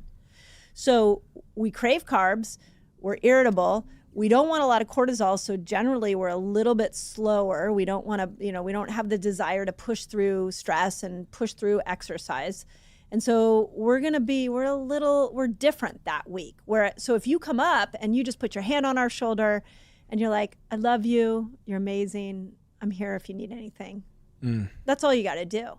But if you're trying to resolve a big conflict, or you're trying to come at us in too aggressive a way, we will shut down the week before our periods. So interesting. Whereas if you have something you want to resolve with us, make sure estrogen's there, because estrogen makes us great our verbal skills are incredible when estrogen's around. Ask any menopausal woman, she'll tell you what it's like when she loses estrogen. And I have to say, this is because, women have this incredible power to create life that us men don't have. It's like women are superheroes for being able to carry a baby for significant amounts of time and then give birth to this baby. It's just the most magical thing that I can think of in existence. And women have that superpower. And with that comes this cycle. Yeah. So it's a wonderful thing. It's beautiful. And in the book, I called it the manifestation phase, ovulation, because when all of those hormones come in, we can manifest anything we want. But it's not just a baby. This is a great time. Ovulation is an amazing time to start a new business project. Interesting. It's a great time, like as an author, like I'm going to write during those 5 days because my creativity is going to be at its peak. So we're highly creative. If you want to talk about something about life and how to create something with us, do it during ovulation. Your husband is behind that wall here in my home. And is he aware of your menstrual cycle? He is, until I started to lose it. I'm 53, so it's starting to go. But yeah, we talk like this all the time. And the way I like to take ownership over my hormonal moods. So I will say to him, after a long day of work, I will say, hey, it's been a testosterone-driven day for me. I don't feel like I have a lot of estrogen right now. I can't handle a lot of stress. I'm going to need to just take some time to myself. We literally talk like that. We, losing the menstrual cycle, the first time I started as a young man that hasn't been exposed to that at any point in my sort of, in the education system or other, the first time I started to understand what menopause was and premenopause and perimenopause, all these things, was from guests that have come here. Yeah. And it was such a big light bulb moment for me, because I have women in my life that are going through that phase of life. And I feel like they are so misunderstood in so many ways. Thank you. And I love hearing about it now, because it's going to help me relate to those women in a better way and understand how I can be a partner with them through that phase of life, like, certain members of my family that are going through that phase of life. What do we need to know as men, but also as women, about menopause, perimenopause, and all those things? Yeah, thank you. Thank you for asking. I think that we're the most misunderstood age group of women, and the 45 to 55-year-old in that decade is the most common time for women to commit suicide. Really? Yeah. This is why my next book I'm writing right now is on the mental health of menopausal women, because we're struggling. And so the first thing you have to know is that after 40, our sex hormones start to decline. So estrogen goes up and down. So one day you're going to experience, if you live with a 43-year-old woman, you're going to experience she's great. Next day you're going to be like, who are you? That's because her estrogen is on a roller coaster ride. So that's the first thing to know. Second thing is that progesterone is plummeting after 40. They actually say now at 35, progesterone is starting to go down. So as progesterone goes down, we are less stress resilient. So little things are going to irritate us like they've never irritated us before. And you might be the recipient of that. So if you find we're very triggerable, it's because we're losing progesterone. So we just need to have more breaks. We need more nurturing, like I explained in the menstrual cycle. We need to have more love brought our way because we just can't handle stress the same way. And then as ultimately estrogen finally goes into a place where she's non-existent once a woman doesn't have her cycle, we can't hold on to information the same way we used to be able to. We forget things, and it's really frustrating to us. And so when people around us, like I went through this with my team, when I was trying to get my menopausal hormones in check, they would say, well, you already told us that. Yes, you reminded us of that. And I started finding I was repeating myself. And then I realized, oh, I'm at a new level of low of estrogen. And then I worked, working with some bioidenticals, working with some lifestyle to bring my estrogen up. But from 40 till about 55, that is about a 10 to 15 year period where the woman's brain has to recalibrate to these loss of hormones. And so our moods are all over the place during that time. So understanding where we're at, having more compassion for us, not taking us on, and just helping us understand ourselves, which is largely what I'm trying to do through my books, will be so helpful. But we don't even understand our own selves. Menopausal moods are treacherous. It's an extreme sport. It literally is an extreme sport. It's brutal. What about after 45? So you said 40 to 45. Yeah, so once we actually go a whole year without a period, we actually do better. So the brain is used to the less hormones. So when we get on the other side postmenopausal, we actually are great. Women that once they go to that side of the hormonal process tend to actually be, we have so much wisdom, I'd like to think. We actually tend to be the opposite of everything I just said. We tend to be more stress. We can handle stress better. We tend to be more gregarious. Our libido goes back up. As our brain starts to recalibrate, we become a better version of ourselves. And that's that first phase, that 40 to 45 phase. What's that phase called? Is that That's perimenopause. Perimenopause. Yeah. And then menopause is beyond 45. Yeah, the average age for menopause right now is about 52, although a lot of women are going in around 45, sometimes earlier. Okay. But I think that if there was one thing I could help the world understand, is that we're trying to understand ourselves during that time. So be patient with us, because we may react much different than you've ever seen us react before. So we have to get to know ourselves from a new lens. That's the gift that menopause actually gives us. And if you allow us to do that, when we make it through to the postmenopausal years, you're going to have a beautiful, wise, wonderful woman on the other side of that. It's just that transition into perimenopause is really a treacherous one. It's so interesting. I find it staggering that no one told me this at any point in my life. Agreed. Because irrespective of whether you are a woman or not, and you're going to go through that, you're going to, your relationships with women are going to be integral to your life, unavoidably. Your mother, your Agreed. grandmother, your partner. So having the insight gives me the empathy. I love it. And that's what I'm so fortunate from having this conversation. It was Gabby Logan who came on this podcast, Davina McCall, who wrote a book about menopause in the end, and you that have really helped to open my eyes about that. And it's interesting. I don't know what it is. I think growing up, like, men just don't want to talk about periods and menstrual cycles and all of these kinds of things. They're almost taboo in a weird way. I call it, in the new book I'm writing, I'm calling it the cultural hush. Yeah. I think we have a cultural hush around the menstrual cycle, around menopause. I can't tell you the number of men since Fast Like a Girl that has come out that read that book and they go to the chapter on women and hormones, and then they come and find me and say, I finally understand my wife. Yeah. I finally understand my daughter. Well, why aren't we talking about that? And then how many women we don't talk about, like, the fact that I'm suffering because I don't have as much estrogen. We don't have a culture or a society that allows us to talk like that. And that's what I think is shifting right now. So many menopause books are coming out. Big people, Oprah's starting to do a whole thing on menopause. Like, the conversation's opening up, but it's going to take bravery from women to step up. I mean, I'm a very, very capable woman who has a beautiful family and a great business. It's really hard for me to say, I can't do one more Zoom call. My brain can't do it. That feels like failure. And then we have the other side of this, which is we have the men that are like, why are you being a bitch today? It's like, because I don't have the hormone to stop me from being a bitch today.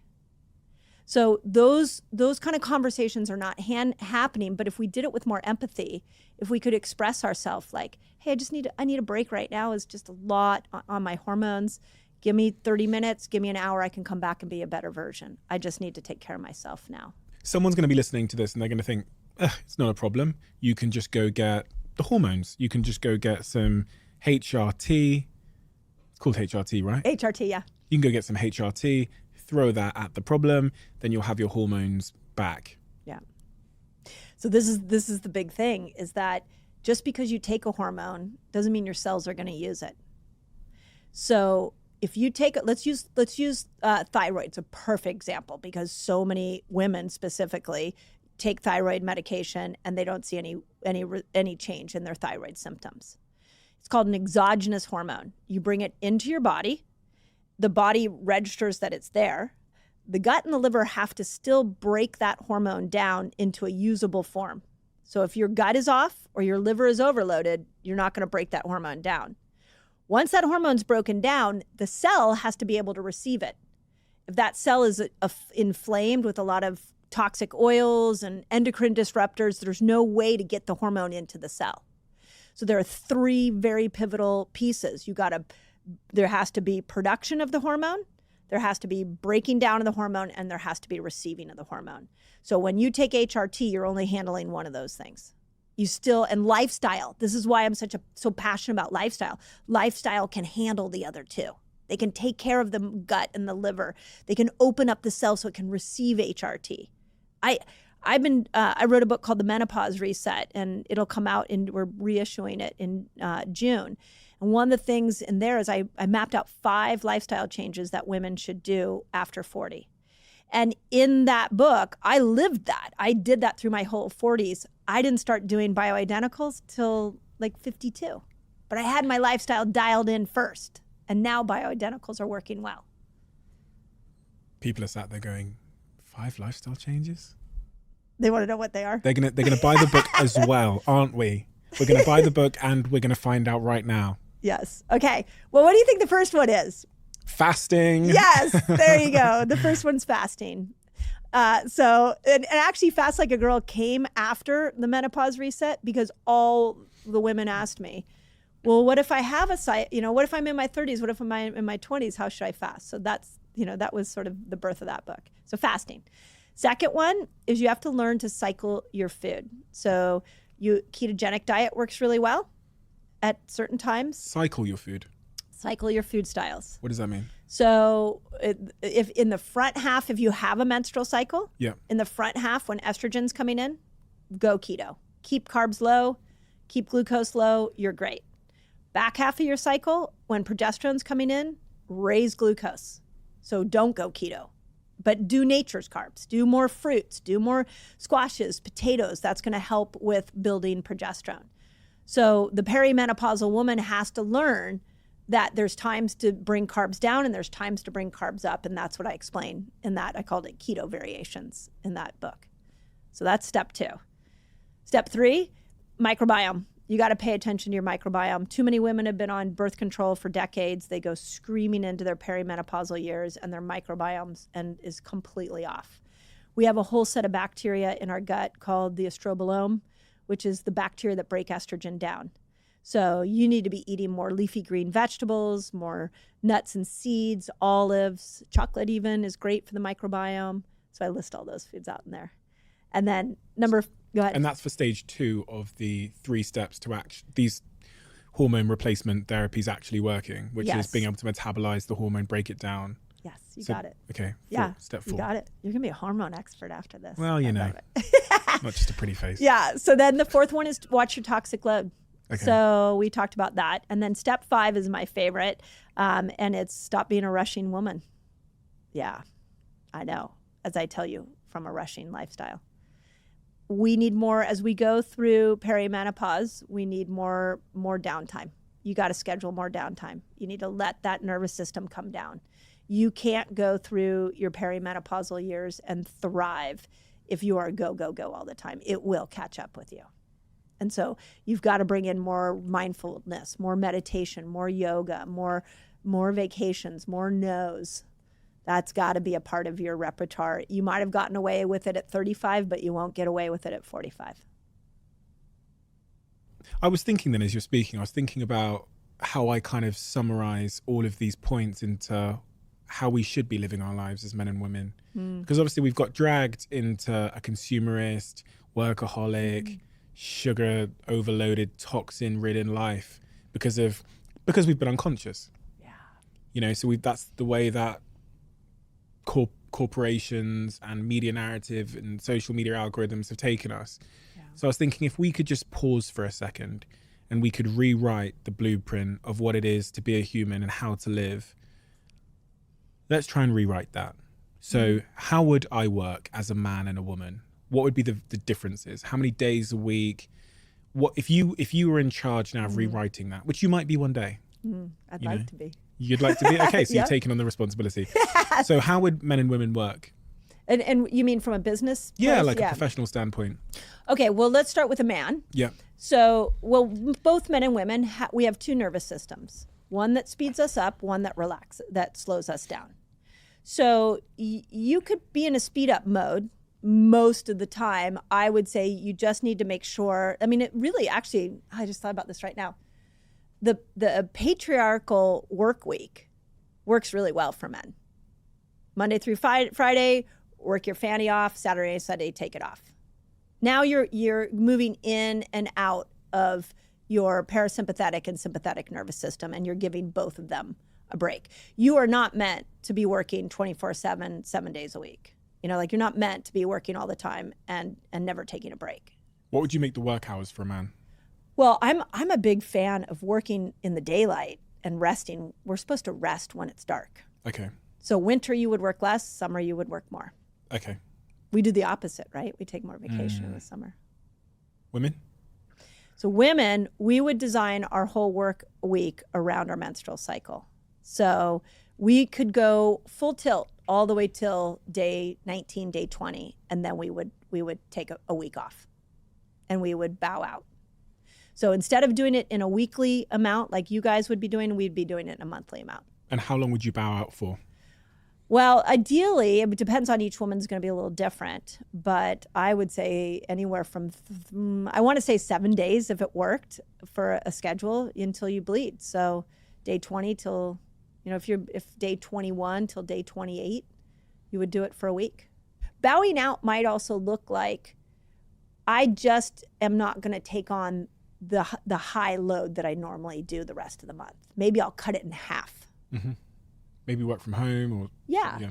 Maybe I work from home. Maybe I can't do my workload and my extreme exercise and go socialize with my friends during that week. I just need to start to slow everything down. So that's what I want to say about bowing out, is that it's just you're putting yourself first and you're slowing everything down. Now eating. Yeah. Men and women eating. Yeah, so men, I think as far as food, I agree with just keeping blood sugar stable is great. I think you guys really work well off of a meat-based and animal diet. I don't think you have more testosterone, which means you have more muscle.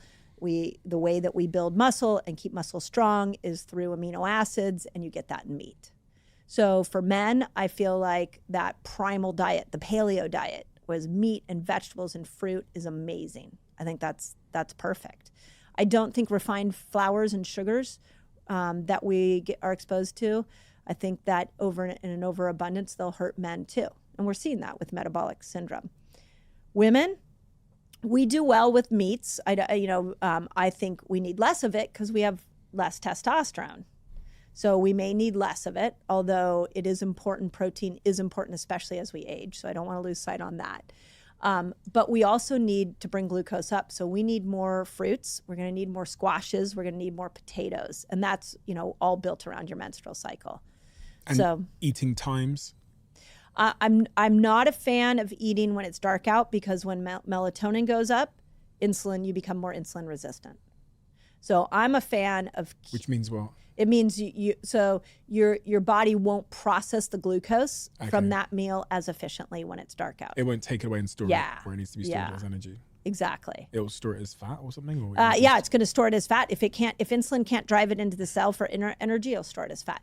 So the meal you eat at 9:30 is going to be stored more as fat than if you have that same meal at 5:30. I know. So night eaters aren't doing themselves any favors. No. So we go back to our primal friends, right? Like, let's go back and use that if people get lost in these theories. So they didn't have electricity. They sat around the fire. So most likely they ate during light hours. And then the women, what did the women do? If we go back and look at cultures around our period, we were actually, that's the whole red tent ideas. We were sequestered off into another part of the tribe. We didn't have to do as many chores. We went more into an introverted place. If you go back and you study what we did in those days, it was very much along those lines. And we're just not doing that now. What about supplements? What supplements would you have men and women consuming? Well, for women, the most important supplement she could ever take is magnesium. Magnesium makes every single hormone in your body.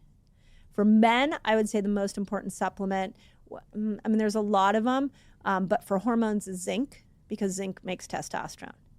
Outside of that, for both men and women, the other supplement and the other measurement that we all need to be looking at are vitamin D levels. Yeah, I've learned this from guests on this podcast. Yeah. I've started taking vitamin D supplements. Yeah, if your vitamin D is under 30, you are in a critically depressed immune state. So you got to get it definitely over 30. For hormonal health, we need to see it more up in about 60, 70 to have your hormones be working at their best. So this goes back to like the HRT thing. If we're taking HRT, but our vitamin D is 20, that HRT isn't going to be as effective as compared to the woman who has an HRT of like 55 or 60, or a vitamin D of 55 or 60. That HRT will work better. Interesting. And vitamin D comes from sunlight, doesn't it? Sunlight and sardines. Sardines. The food sources are really bad. This is why everybody's low in it. The food sources it's sardines, it's like really fatty fishes, and sunlight. And we spend most of our time indoors. That's right. We can't get it from this kind of light, No. right? No. And you have to be outside with your skin exposed at the high point of the day, of the sun, like 12, 1 o'clock, to get the most vitamin D. And if you're in a city where there's more air pollution, study has shown that you're not going to, the rays that come in that that will hit your skin and turn it into vitamin D are less, because air pollution blocks it, which is why so many people are low in vitamin D, which is why taking vitamin D is a smart thing. Is that why people are doing these like infrared saunas and stuff now? Does that produce vitamin D, or is that something else? It's more detox. Oh, detox. It's pushing infrared sauna. What it does is it simulates a fever. So it burns things out from the inside of the cell out, which is why it's a really good detoxer. There was a few things you said when I was watching some of your YouTube videos that I wrote down that I found really compelling. One of them was you said about the importance of opening up our detox pathways. And you've just mentioned detoxing there. What do you mean by opening up our detox pathways? Yeah. So if you look at our lymph system, Which is what? The lymph is like, people know lymph nodes because when you get sick, you can feel them. Mumps. You get. Yeah. Yeah. So the lymph is always carrying toxins out of organs. So the liver has a lymph pathway. The gut has lymph nodes in there that are going to pull all the toxins that are in there and move them out of you. So we need to keep these lymph pathways open. So the gut's a great one. You should be having a bowel movement every single day. If you're not having a bowel movement every single day, then what the body's trying to get rid of is staying inside of you, and it gets congested. A thing we teach women about the armpit, and actually would work for men too, is that you should have a pit, not a puff. What does that mean? If it's a puff, like look in the mirror, and if your armpit is a puff, then that's stagnant lymph. It means that you're not pulling the toxins for women that are coming out of her breasts are not getting out. Toxins that are coming out from the head down into the thoracic area is not getting out because it's congested. So if your underarm is puffy and not like a pit, Yeah, then you might be storing some of those toxins. that's right. And They're not moving. They're not mobilizing. why aren't they? Am I blocking my pathways? Yeah, the pathway's blocked. So, With what? well, there's the question. Yeah. I feel like people are going to leave this podcast to be so depressed because there's so many pieces of this, but deodorant clogs that up. And so it doesn't mobilize all of the toxins out. This was a big thing with breast cancer, is a lot of women using toxic deodorants. They weren't getting the toxins out of the breast, and it was clogging in the armpit because of the toxins from the deodorant. That explains why we sweat in that area, right? Yeah. Because it's a pathway. Why do we even have hair in that area? I don't know. You tell me. It's a detox. It's for detoxing. It's to help get those toxins out. Oh, so the molecules go down the hair. Yeah. Yeah. And what do women do? Shave it off. That's right. So you're saying I shave. I'm just because I can't walk. It's just not in my nature. But you know what I do is I have a loofah in my shower, and I just loofah under my arms whenever I shower to open up those pathways. what's a loofah? It's like a little organic sponge. Okay, it scrubs it. Yeah, scrubs it. We also have pubic hair. We also have pubic hair. We are getting toxins out from the ovaries. The ovaries are the major area and testes. This is where hormones are being produced. And so as they're coming out, they are supposed to influence everything biologically we need them to influence, but then they're also supposed to get out of our system. And so the hair ends up becoming like this way that we can mobilize the toxins out of us. I never knew or asked why I grow hair under my arms and in the pubic region. No one ever told me about that. I never questioned it. I thought it was slightly inconvenient. Yes, well, it is for sure. But the body doesn't do anything to inconvenience No. you. It does it to increase your chances of survival, because I'm the byproduct of millions of years of survival of the fittest and evolution that has made me pruned, sculpted to survive. It's funny because we spend so much of our time, and this goes back to the conversation around sugar, and just weight loss and all these things. We live in a world where we think that our body is against us. Right. It's fighting us. It's making me go for the sugar drawer. It's stopping me losing weight. It's growing all these pubes. Right. But inconvenient. Really, yeah. And then we fight it. So we shave it off, and we, do all these crazy things to fight against our body. But our body is very much, it's actually for us. And many of the things we're choosing to do are against us. We are against ourselves, not our bodies. Our bodies cannot put a foot wrong. You got it. I mean, you got it. This is what I'm trying to bring back, is this respect for what the body's trying to do. That's what we're missing. It's all inconvenient. And it's everything from even weight gain. Why is your body gaining weight? Because it's so brilliant that it decided not to put that fat around your organs, it put it around your belly, and now you're looking in the mirror and you're villainizing it, but your body was trying to save your life in that moment. Everything the body is always doing for you, not against you.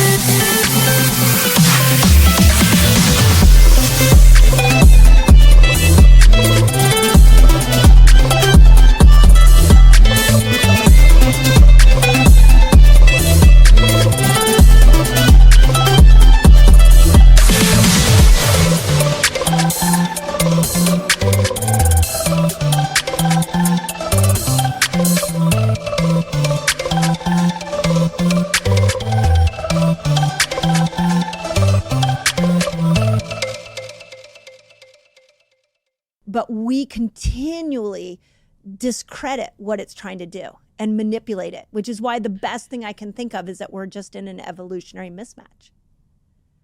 We're just the modern world does not line up with the human body's design. Quick one. As you guys know, we're lucky enough to have Blue Jeans by Verizon as a sponsor of this podcast. And for anyone that doesn't know, Blue Jeans is an online video conferencing tool that allows you to have slick, fast, high quality online meetings without all the glitches you might normally find with online meeting tools. And they have a new feature called Blue Jeans Basic. Blue Jeans Basic is essentially a free version of their top quality video conferencing tool.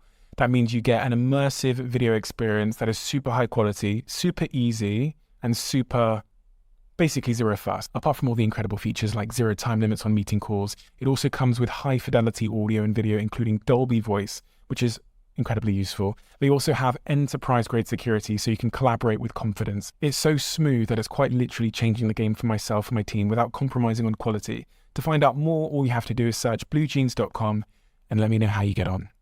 My girlfriend came upstairs yesterday when I was having a shower, and she said to me that she tried the Huel protein shake, which lives on my fridge over there. And she said it's amazing. Low calories, you get your 20 odd grams of protein, you get your 26 vitamins and minerals, and it's nutritionally complete. In the protein space, there's lots of things, but it's hard to find something that is nice, especially when consumed just with water, and that is nutritionally complete, and that has about 100 calories in total, while also giving you your 20 grams of protein. If you haven't tried the Huel protein product, do give it a try. The salted caramel one, if you put some ice cubes in it and you put it in a blender and you try it, is as good as pretty much any milkshake on the market, just mixed with water. It's been a game changer for me because I'm trying to drop my calorie intake and I'm trying to be a little bit more healthy with my diet. So this is where Huel fits in my life. Thank you, Huel, for making a product that I actually like. The salted caramel is my favorite. I've got the banana one here, which is the one my girlfriend likes, but for me, salted caramel is the one. Something really pissed me off this weekend. I was walking through New York City and I saw a poster, and it is for weight loss injections. Yeah. Have you seen this? No, Stuff? but Ozempic is a drug that's really popular right now. There's a couple of drugs right now. Yeah. There's one of my friends were talking about it, and we were like, there's a diabetes drug, I think. Yeah. And the headlines have been that so many people are taking this Yeah. diabetes drug to lose weight that people with diabetes are struggling. There's another one called semaglutide. Yep. This is people injecting things in their body to help them lose weight. Yep. And the poster, which my friend had sent me, and I'd seen it earlier, and then he'd sent me the poster as well in our group chat, says 1 shot a week, lose weight, and it has the little URL. Someone thankfully had actually ripped the URL off this billboard. What's your take on all this stuff? Yeah, the new medications that are out there right now are creating a weight loss possibility when we look at the scale and when we look at how people feel when they put on their clothes. But it's at the expense of muscle. They're actually losing more muscle than they are losing fat. So yes, you feel thinner, but it's not because you lost fat. You lost muscle. Muscle is the organ of longevity. If you lose muscle as you age, you are going to be in a bad situation. I mean, we need muscle to get out of a chair. Yeah. You need muscle to perform daily life functions. The other thing people don't realize about muscle is in muscle are insulin receptors. So if you lose muscle, you don't have as many insulin receptors, which means you're now putting yourself in a more insulin resistant state, which means you have to stay on the medication forever to be able to stay at the weight you want because you don't have the same insulin sensitivity. So again, it's like the calorie in, calorie out. Short-term result, long-term consequence. It's risky. It's risky. And then, every medication has a side effect. But I'm more concerned about the person who thinks they solved their weight loss issue and all they've done is made it worse down the road. I've sat here with many a health expert and a fitness expert and nutritional experts, and they all agree with what you just said about muscle. They all said to me, because I asked a question to, I think it was Tim Spector about, it might have been Giles Yeo, asked him a question about, does our metabolism fall off a cliff as we age, which is quite a popular thing.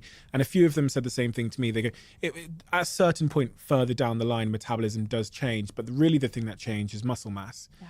And that means that we stop moving as much, which means that we gain weight faster. Yep. So he said the number one thing that you need to do as you age is keep doing resistance training, keep your muscle. Yep. And because I was asking him a question about my father, I said, I went down this really steep cliff in Bali a couple of weekends before. And as I was going down those stairs, I was thinking, my dad couldn't do this anymore. And at the bottom of those stairs was our activity for the day. We were going white water rafting. And as I was walking down those stairs, I was thinking, I want to be my dad's age and be able to go down these stairs so I can do stuff with my kids.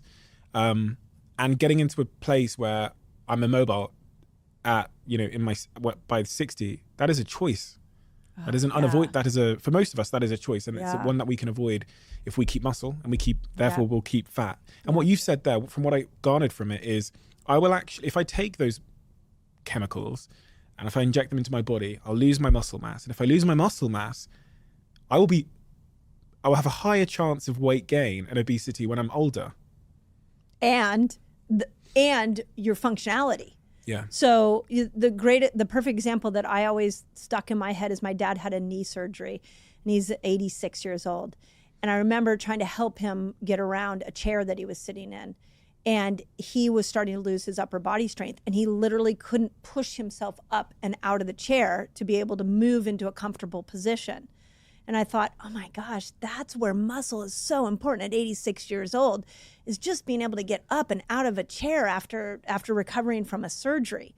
But if you think about the functionality of a human as we age, if you want to be able to not do as many activities like you're talking about, just make sure you don't have as much muscle. Like the minute muscle goes away, your functionality goes away. But more importantly, the minute muscle goes away, you're more insulin resistant. So you're going to gain weight more down the long haul. A lot of other people would say, you know, the way to lose weight is just to do lots of cardio, run a lot. Yeah. Good idea? No. So here's another interesting thing, and I'm going to give it through a woman's perspective, because let's go back to women over 40. So cortisol goes up with extra cardio. Calorie set point goes, you're more calorie output. So remember, that's also happening, and you're changing your set point. So I need more calories, my calorie set point goes up, and my cortisol levels go up. Yep. Okay. So what ends up happening is that you actually now are tanking all your other hormones. So let's follow the trail of progesterone. Cortisol goes up because you're doing so much cardio. So progesterone goes down. Because cortisol goes up, progesterone goes down. Well, progesterone keeps estrogen in check. So now estrogen can go up. And if you have too much estrogen, eventually what's going to happen is it's going to be stored as fat. So that extra hormone so long term, that's not a great plan. For women? For women. For men? So then the second piece applies to both men and women, is if you're doing a lot of cardio, most likely you're breaking down muscle to be able to perform that cardio. And a great example is look at a marathon runner versus a tennis player, or a soccer player.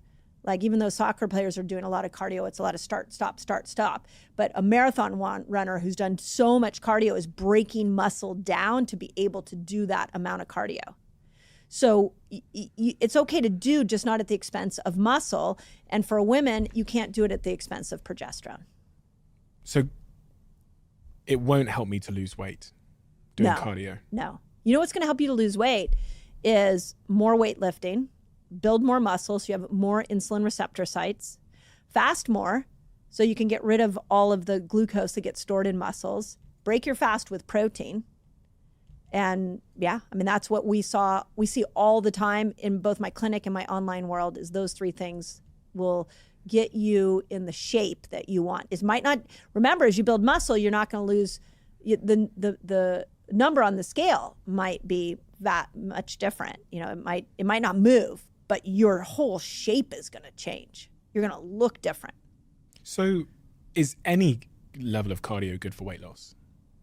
Or would you recommend that just for the broader health benefits? I think cardio is more of a mental health improvement. You get all those endorphins. It's so good for your mental health. I love to go running. It's my favorite thing. But I do it for my mental health, not to lose weight. Another thing that I saw online, which was very curious that you said, is you were talking about how to undo the oxidative damage from eating too much sugar. Yeah. What do you mean by that? So think about the cell as an ecosystem. Right. And so inside the cell, there has to be a balance of all the right components. So when glucose goes up, which happens when you eat too much sugar, that balance goes off. And one of the byproducts of that is that your body puts off these free radicals. It creates more oxidative damage within the cell. Mm-hmm.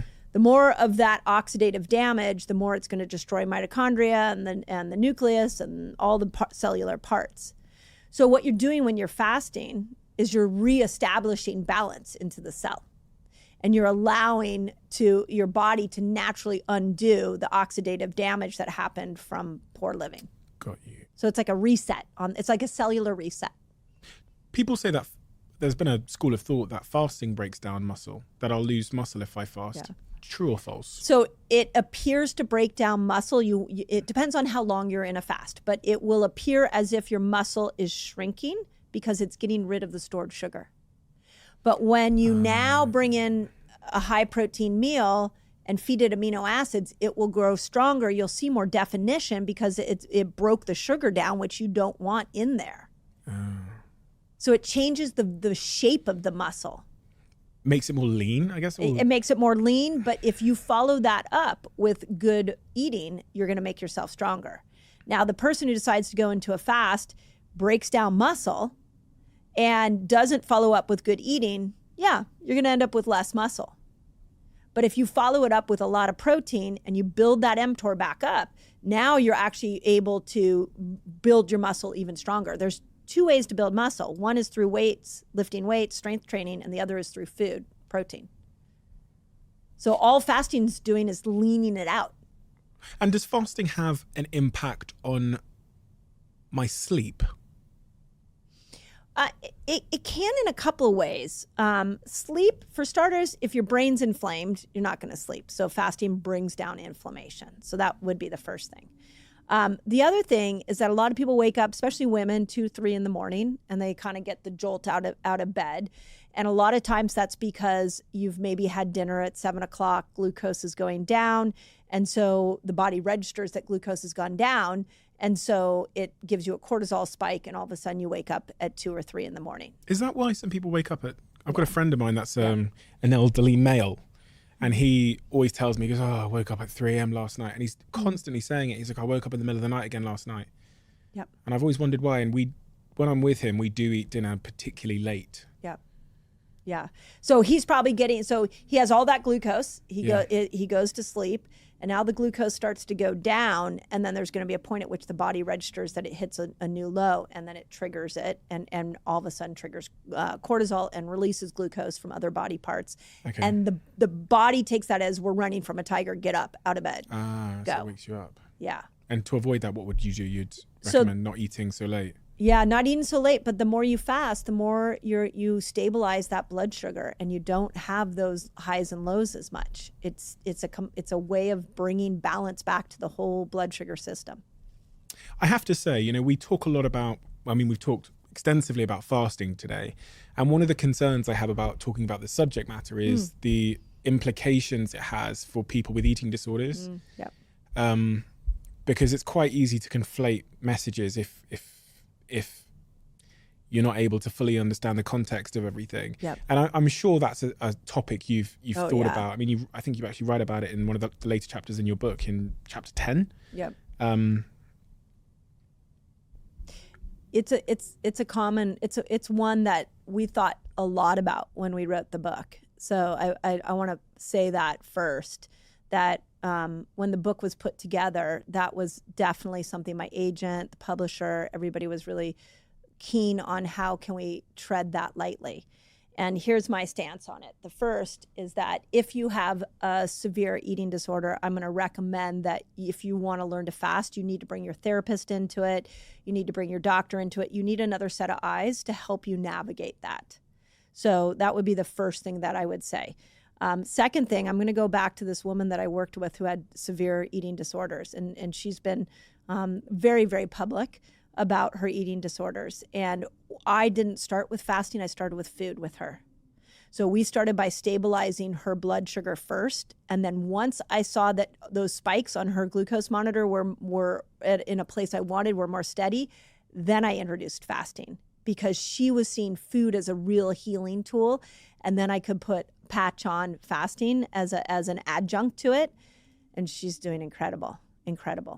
So there's just a different approach, but I really encourage that you work with your practitioner or your therapist. Where do I start? I'm sold. You've sold me on fasting. I'm going to become a faster. Where do I start, Mindy? So the first place to start is you want to think about compressing your food into one eating window. So let me start by asking you, what time do you typically finish eating dinner? I told you this off camera, and I told you not to mention it. So. Sorry. Okay, on a good day. On an ideal day. So my issue is, I'm going to be honest, because that's the point of this podcast. The issue I have is I wake up in the morning, I then begin work, and I'll eat my first meal. This is quite shocking, in fact. I'll eat my first meal around, I'm going to say, between 2 p.m. and 4 p.m., depending on how busy my schedule is. Sometimes there's been days, I remember one particular day, it's actually when I found out that I do this, I took someone with me for the day. They were shadowing me for the day. And it got to 7 p.m. and they go, we haven't eaten today. Oh, wow. And I didn't notice. I had no idea that I hadn't eaten that day. So I'm a very late eater. But then the issue is I will go to the gym, usually in the evening, usually after work, often between 9 p.m. and 11 p.m. And then when I get home from the gym, Oh, no. I go to sleep like a good boy. No, This is where you go wrong. This is it. Yeah, this is where it goes downhill. Then I'll eat. Then I'll eat something pretty late at night. And that could be midnight. So what I heard in that is your eating window is 2 to 12. 2 to 12. Yeah. So that you're in Yes. you're in a 10-hour eating window. Yeah. So in the morning, are you doing coffee? Yeah. Yeah. I do now, mainly because of this podcast. But Okay. yeah. But you're not eating anything else in the morning. No, not really. No. No, I don't eat breakfast. There's no days in my life where I eat breakfast, really. The earliest I might eat is midday. Okay. So if you choose to make 2 your time that I call it opening up your eating window, you're going to start eating. So you would go 2 to 12. That's 10-hour eating window. It's not, and we'll work on your window here in a moment. That's leaving 14 hours of fasting. About 15 hours, you're going to start to get the testosterone increase. So Okay. I would say, can we make it a 9 or even an 8-hour eating window? Especially because you told me your goals and your fitness goals. I would think for you an 8-hour eating window would be great.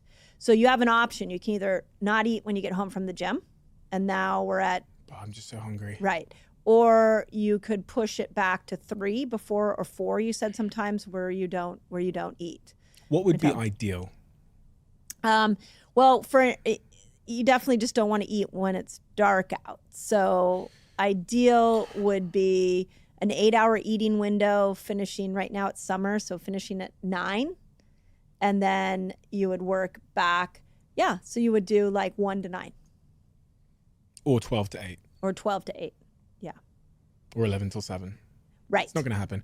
I'll do the 1 till 9 Yeah. that you said. Yeah. Because I go to the gym often quite late in the UK, Yeah. so that means I can eat after the gym. And then here's a little hack is that, and I want to make sure that people don't lose sight. What I just did with you is customize it to your lifestyle. And I think that's really important. You just take that eating window and you figure out what's the best, where it fits for you. I do this with people who have families. They want to sit down and eat dinner. So don't skip dinner with your kids. Like sit and enjoy that. You sound like that from a fitness and work level, that's working for you. So let's keep it like that. Let's not move that around too much. But for your fitness goals, 1 day a week, I'd like to see you elongate your fast, push your fast. Like, could you go 20 hours, 24 hours of fasting where you're just having 1 meal a day? Because what you're going to do is you're going to put your body into a little bit of a state of stress where all the things we've talked about are going to start to, the healing is going to happen at a much quicker rate. You're saying once in a while? Yes, once a week for you. Once a week. Yeah, So once a week, go like 24 hours Yeah. without eating. that's right. Or we call it 1 meal a day. Wow. Okay. Anything else I need to know to get started? I mean, coffee can be your friend. Putting MCT oil in it can help you get ketones a little bit quicker. So I don't know if you ever put oil in your coffee, but I have MCT oil on my counter at home because I did the keto diet. yeah. So just put it in your coffee. It'll switch you over and it'll get those ketones going a little quicker. There is something I wrote about in the book called a fasted snack. And the fasted snack is pure fat bomb. They're hard to find. It's a fat bomb, so it has no carbs, very little protein. It's all fat. So an example of one might be an avocado. Is pretty fat dense. It does have some carbs, but the one I love, it's something called a keto cup, and it's MCT oil with cacao butter and some chocolate, just pure chocolate wrapped around it. It looks like a little Reese's peanut butter cups. And you can do those in your fasting window, and they won't switch you over because they're pure fat. Oh. So fasted snacks can be really helpful. The research shows that you get all the benefits of fasting, but you're popping these little keto cups in your mouth all day long. What is the most important thing we haven't talked about, in your view? Ooh. I think the most important thing is for people to realize that there's not the perfect path, there's just your path. So take everything we talked about and find the threads that resonate with you and put those into action. And then maybe you come back and listen to the podcast again and you take another thread. But we have to stop trying to do our diet like everybody else around us. There's your diet. And that's really what I'm trying to get, is that people build a lifestyle that's unique to them. N of one. Be your own N of one. It's really the most beautiful place to live. N of one. Yeah, you know, they say in a study, they always say like the N is how many people were in the study.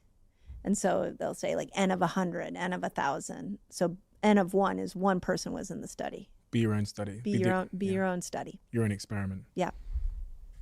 We have a closing tradition on this podcast where the last guest asks a question for the next guest. And the question that's been left in the Diary of a CEO for you is... interesting. Uh-oh. It's actually not that profound or interesting, but it's... I feel like you're the type of person that will interpret a deeper meaning than this question maybe is alluding to. But really think about this. Okay.